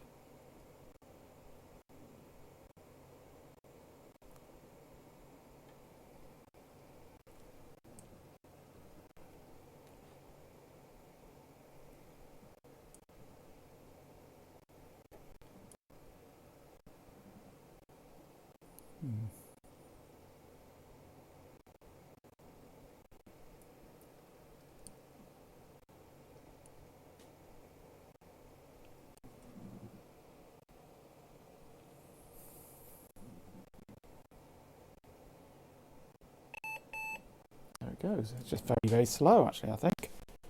There's something about it that's making everything slow down.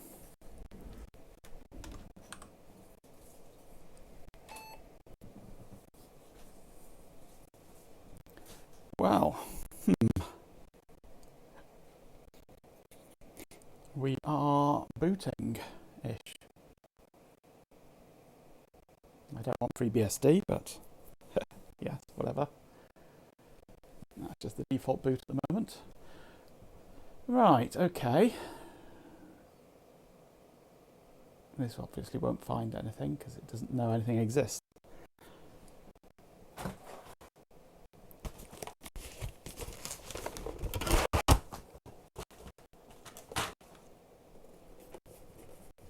So it might be time to actually try the SuperPro.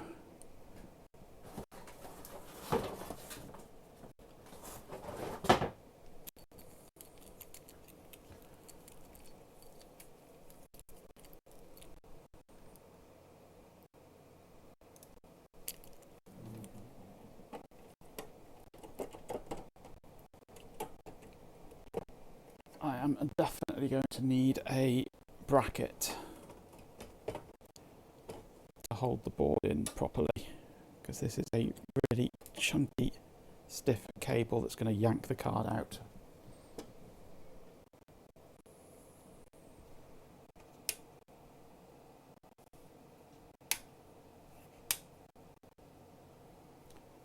I'm not seeing any power LED.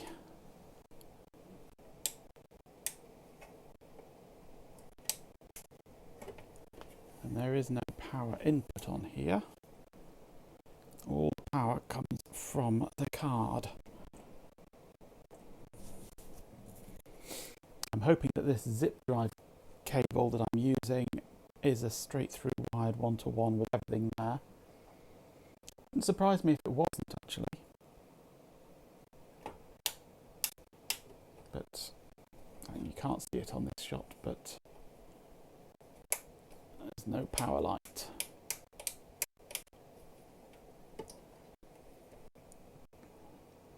Right, so with no power light, I'm wondering if this cable is suitable. It's a zip drive cable.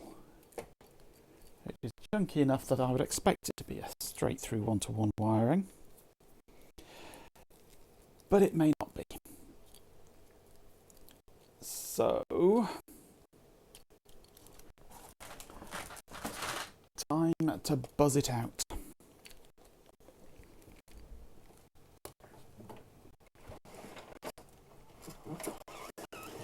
Slide everything across a bit, make some room here.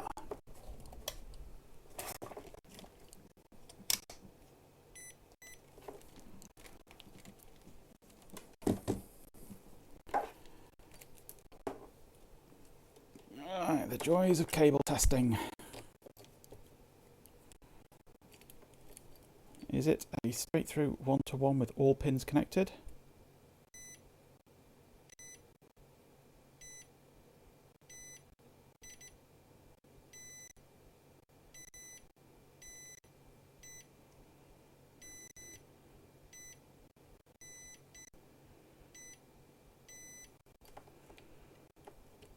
So far,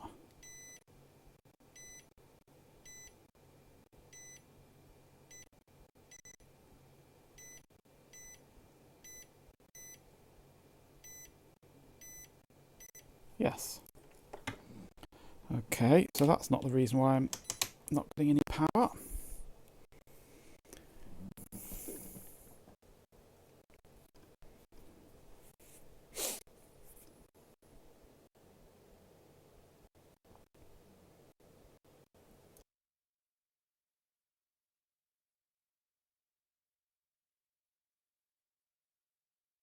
Excuse me, I just exploded there. Right, so where is power coming from? It's coming on numerous pins here. Power is coming through this pin, that pin, that pin, that pin.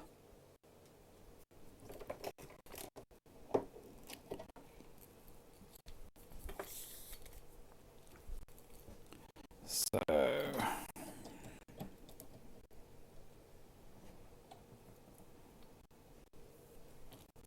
let's have a look. If I were to take another deconnector so that I'm exposing the pins a little better.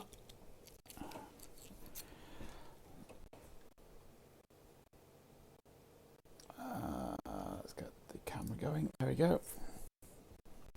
I can turn off the oscilloscope now.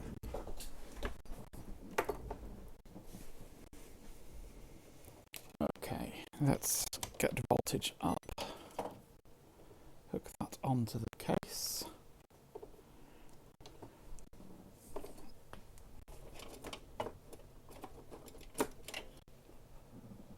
Power the computer up. Okay, so we should have 12 volts on pin 5. I'm not sure which end it's counting from. 1, 2, 3, is that 5? 1, 2, 3, is that 5? There's 12 volts there, yeah. 1, 2, 3, 4, 5, and that should be minus 12 volts, yep.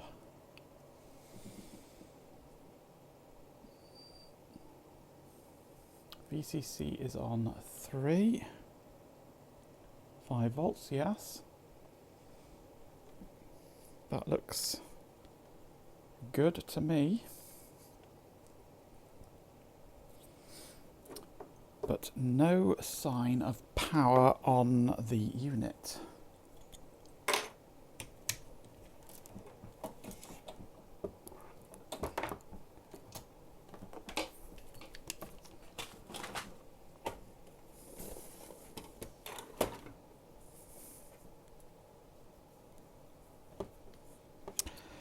Unless, of course, they've done something really stupid with this, and the cable that came with it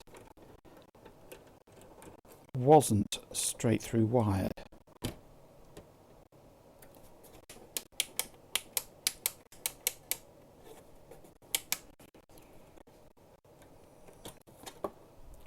Would be incredibly stupid, but who knows? Maybe they did.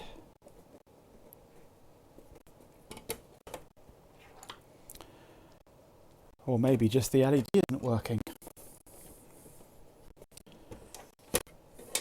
Before I dismantle it any further, I'm going to get the software onto this computer.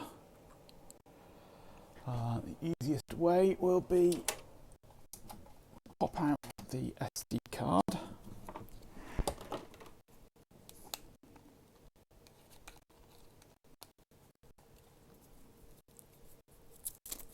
Hook it into my main PC.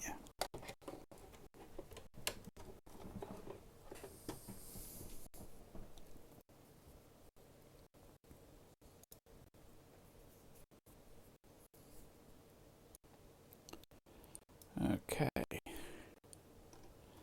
Now then, the software is on this page here, I think.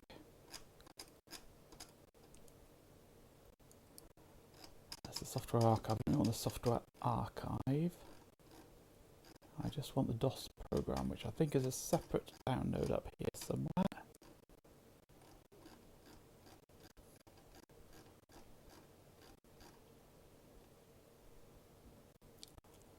There we go, DOS SP2. Save that.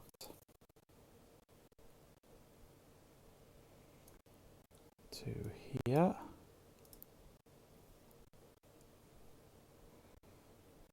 Okay.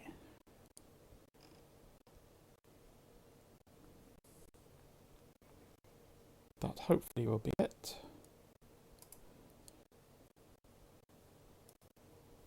Although maybe as well I can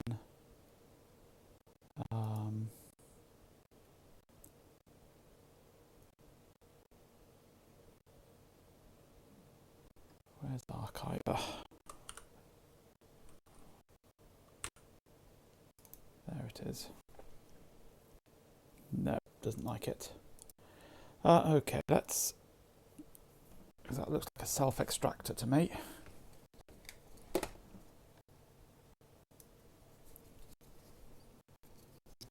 Let's see about booting this now.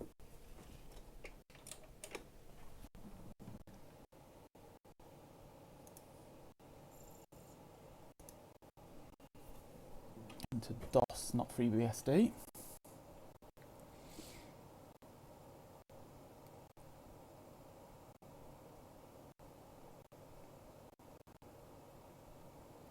Wait half an hour while it thinks.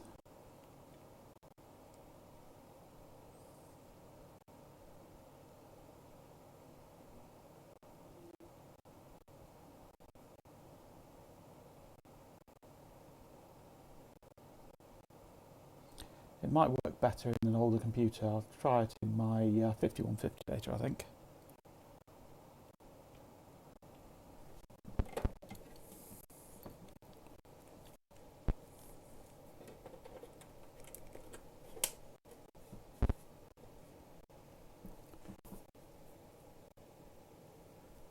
Come on, rip and boot.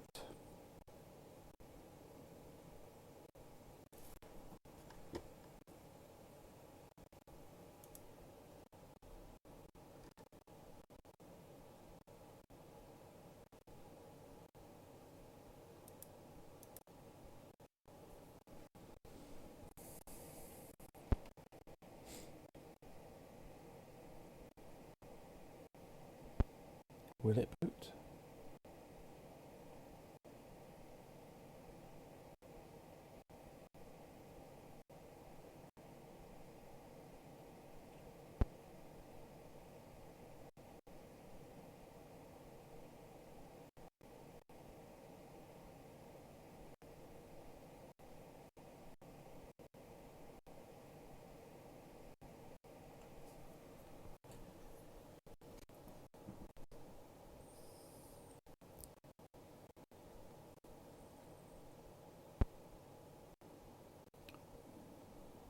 Not yet.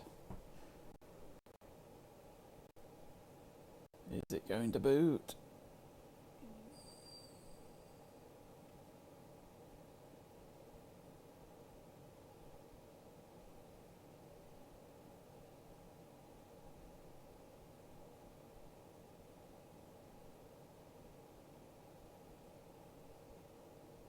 I'm sure it wasn't this long before.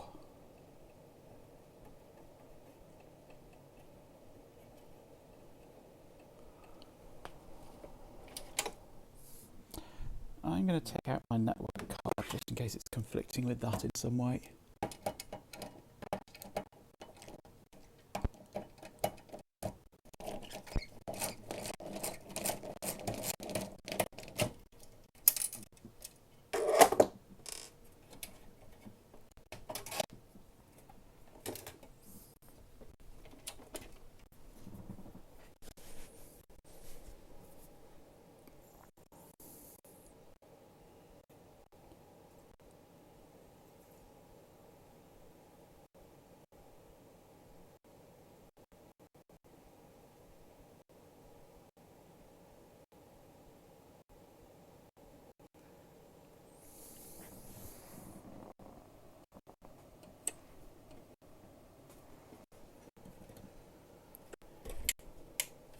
Still nothing doing.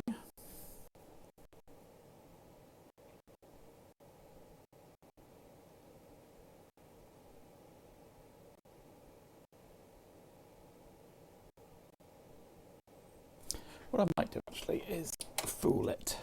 If I turn it off, take the IO select jumper off to disable the card, then boot up, then enable the card and see what happens.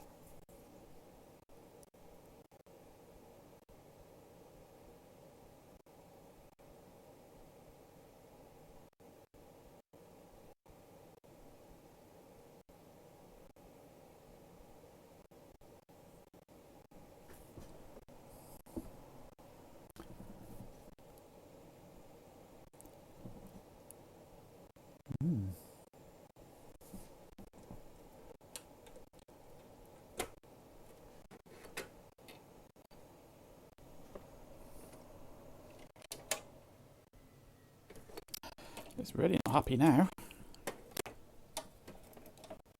Let's take the card out completely. Can I boot my computer?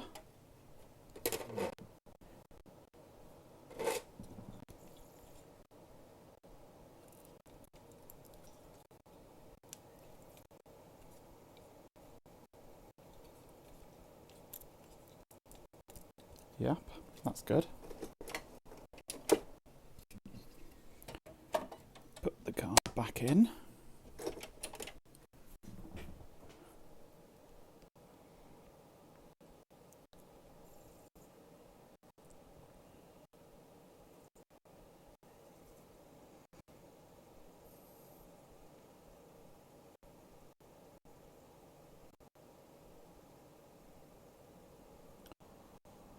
This was working when disabled before. There's something really not happy with this card.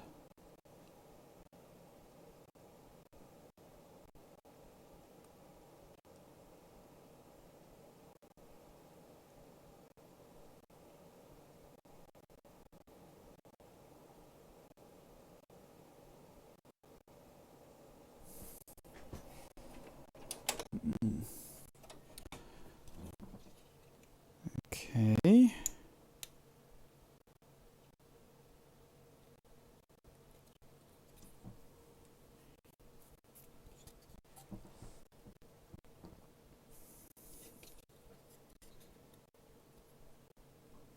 I'm going to remove this transistor again. Just snap it off this time.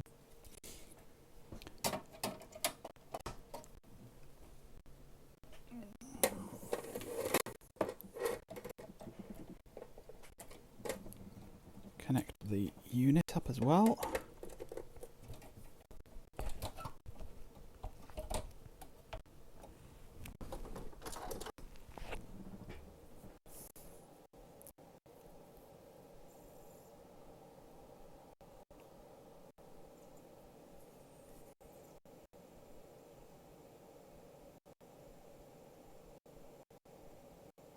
Now it boots up. There's definitely something strange going on with that I/O wait state system.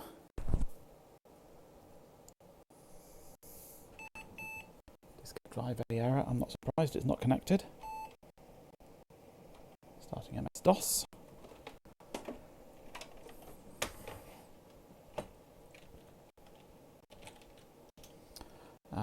DOS SF.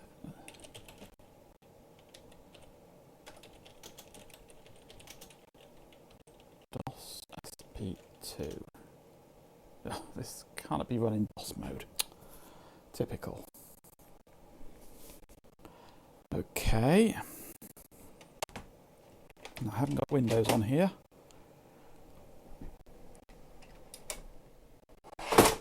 So it's DOS software in a self-extracting archive that can't be run from DOS.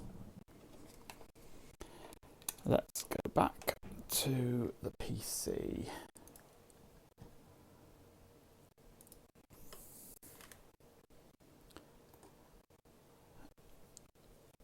And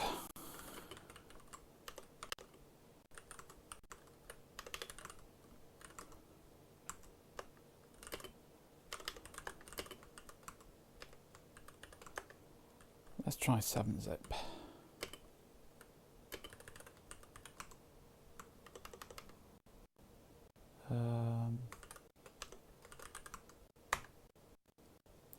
There we go. Good old 7-zip.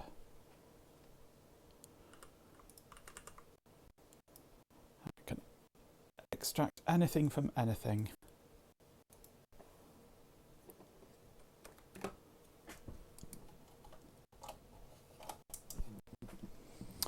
Okay, let's try again, shall we?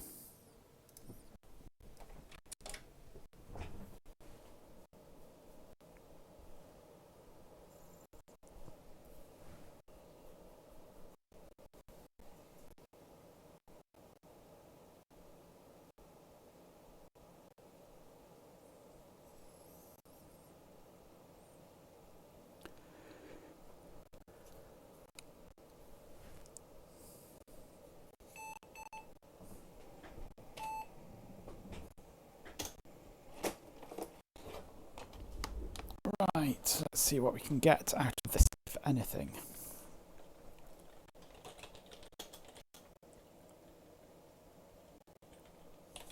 Install.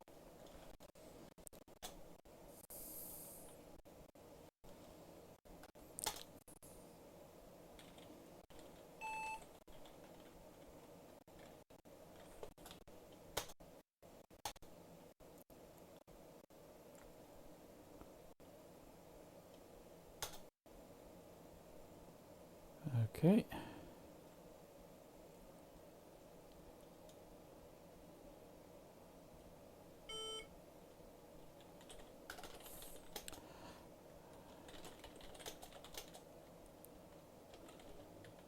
SP2 SuperPro.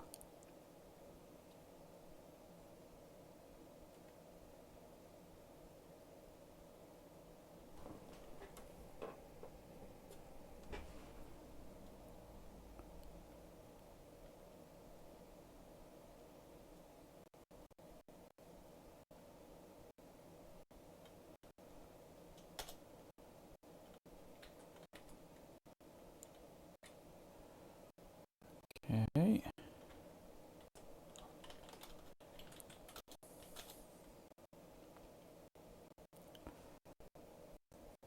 Programmer communication error. I mean, the fact that it's not got a power light on is Yeah.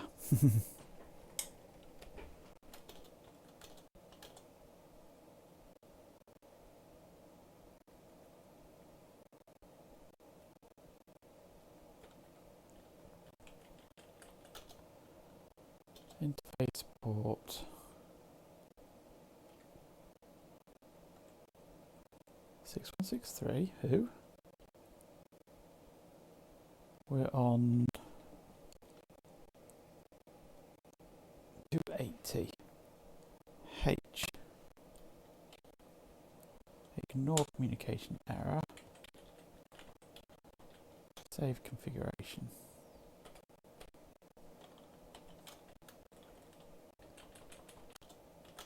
Try again.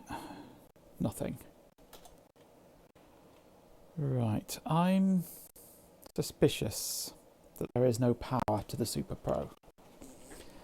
There is certainly power on the header, but why I get nothing on the LED, I don't know.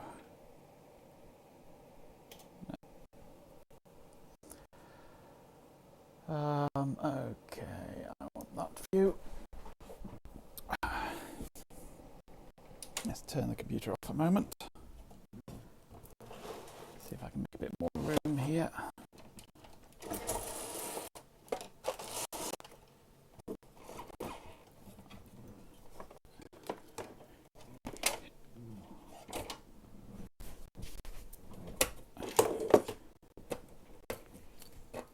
Let's take this apart.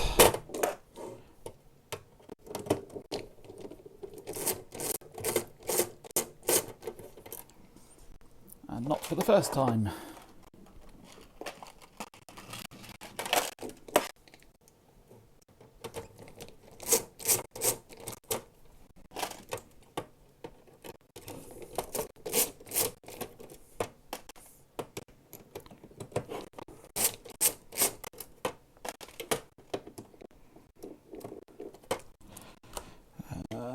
Need a different screwdriver bit here. That was the one I used, wasn't it? Yep.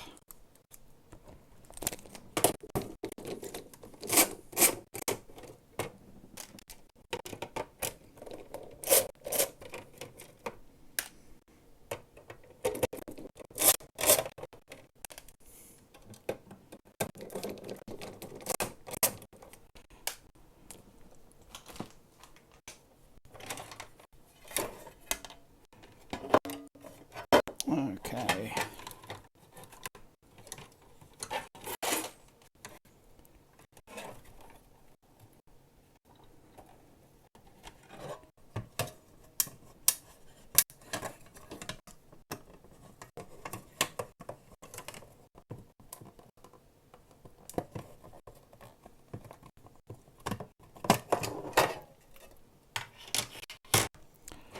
The SuperPro's insides.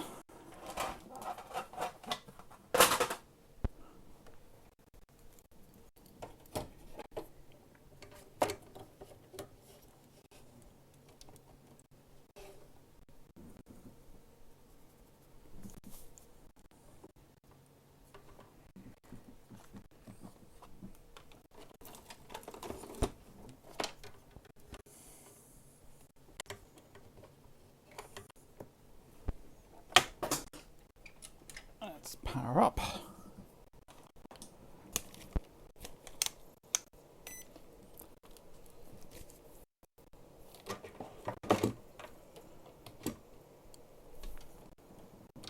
And check some voltages.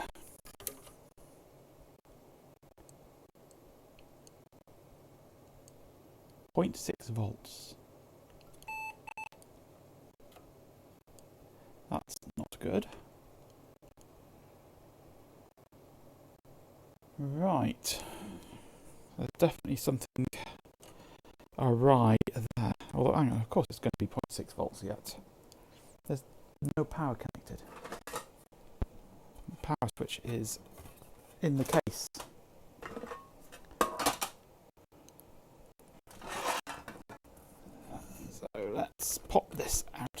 case. And it might just be that the power switch itself is faulty. That's one thing I've not checked yet. Let's quickly check that first.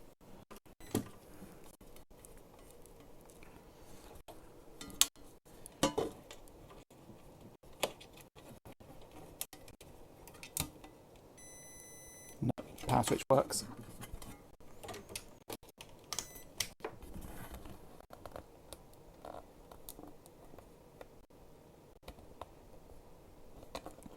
If I can get it out of the case.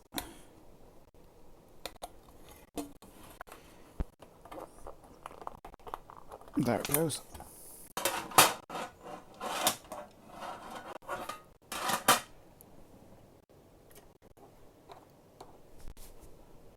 Okay, voltage on this chip here is even less now. 0.6 with it off, 0.2 with it on. Okay.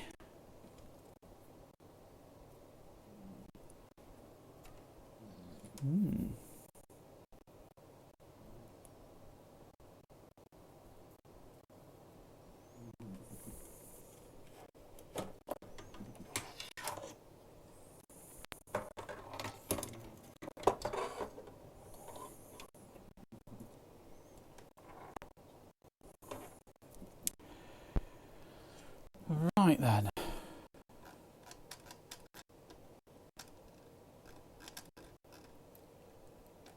VCC is on pin 3. Pin 3.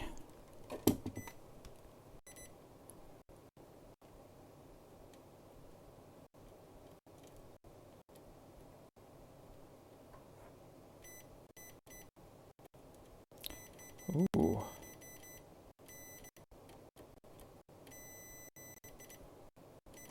Interesting. That's pin 3, that end there.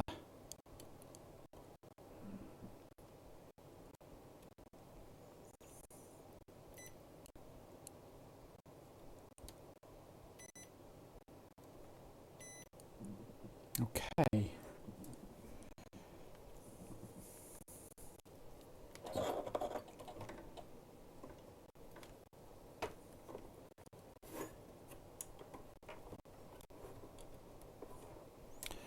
And yet if I measure the voltage here,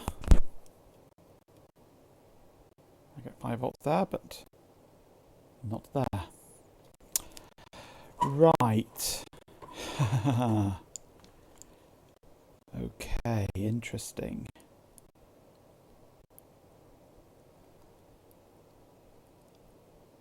Interesting and awkward.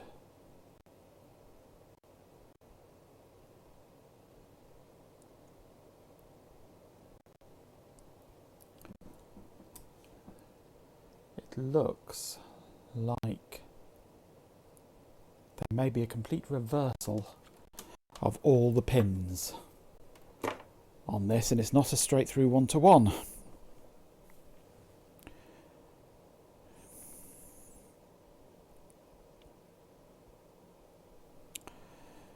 Okay. Which also begs the question, has this cable killed the SuperPro? There is always that possibility. With 12 volts on pin 5,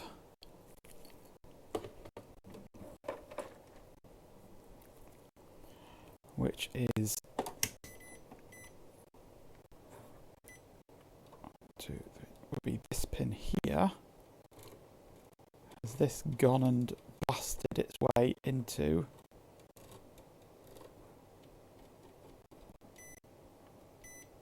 one of the other chips? Hopefully not.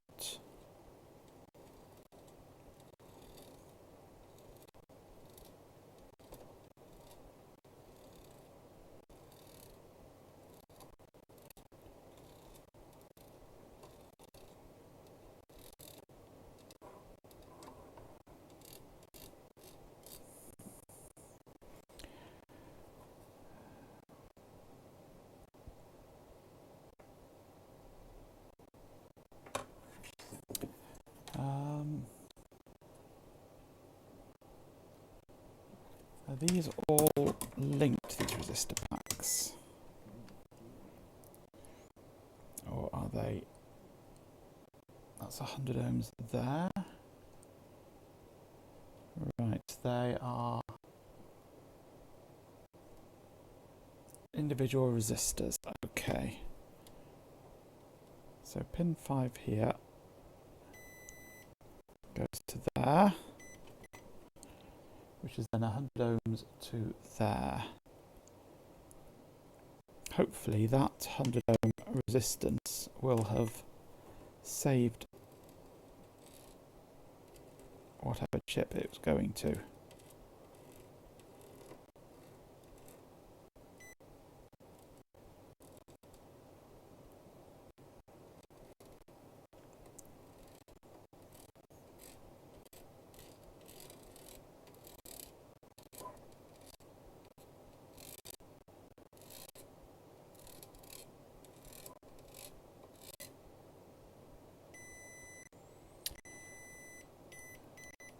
So it may have blown that chip, or it may have saved it. It may have blown this chip, it may have blown this chip.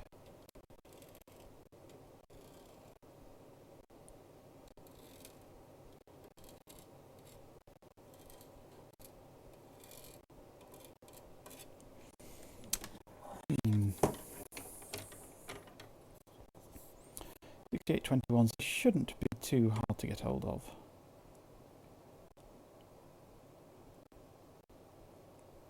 Pain to replace, but hopefully it hasn't. Hopefully those resistors will have just tempered it enough to save those from exploding.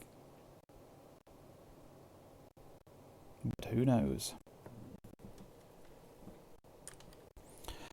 So I can't really operate this or test it until I get to the bottom of that IOCHRDY signal being screwy. Though removing it may be okay and it may work regardless. And B, make a custom cable with all the signals reversed.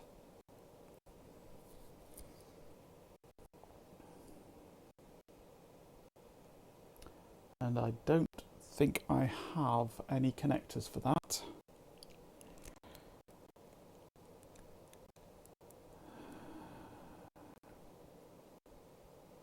So it may be a case of butchering the cable or ordering some more parts. Either way, I'm not going to be able to really do anything more with this tonight, I think. What time is it now? 9:30. That's about a good time to leave it, I think, now. Been streaming for 2.5 hours. Right, well, that's a bit disappointing so far, and a bit nerve-wracking, because there's all sorts of signals that may have had plus 12 volts and minus 12 volts dumped into them, albeit via 100 ohm resistors. So hopefully they've survived. But I'm going to have to make myself a cable. Right. I'll have to see if I've got the right connectors for that. And see if I can get some life out of it. Right, well, I'm disappointed. I don't know if you are. It's been fun doing a bit of building and a bit of diagnostic work though, but yeah, I just cross my fingers and hope that it's not blown the chips on it.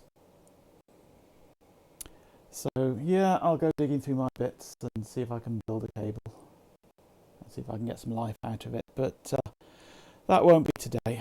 I'll do that another day. See if I can do it on stream anyway. But first, find the parts. So yeah. Well, thank you for joining me today on this disappointment.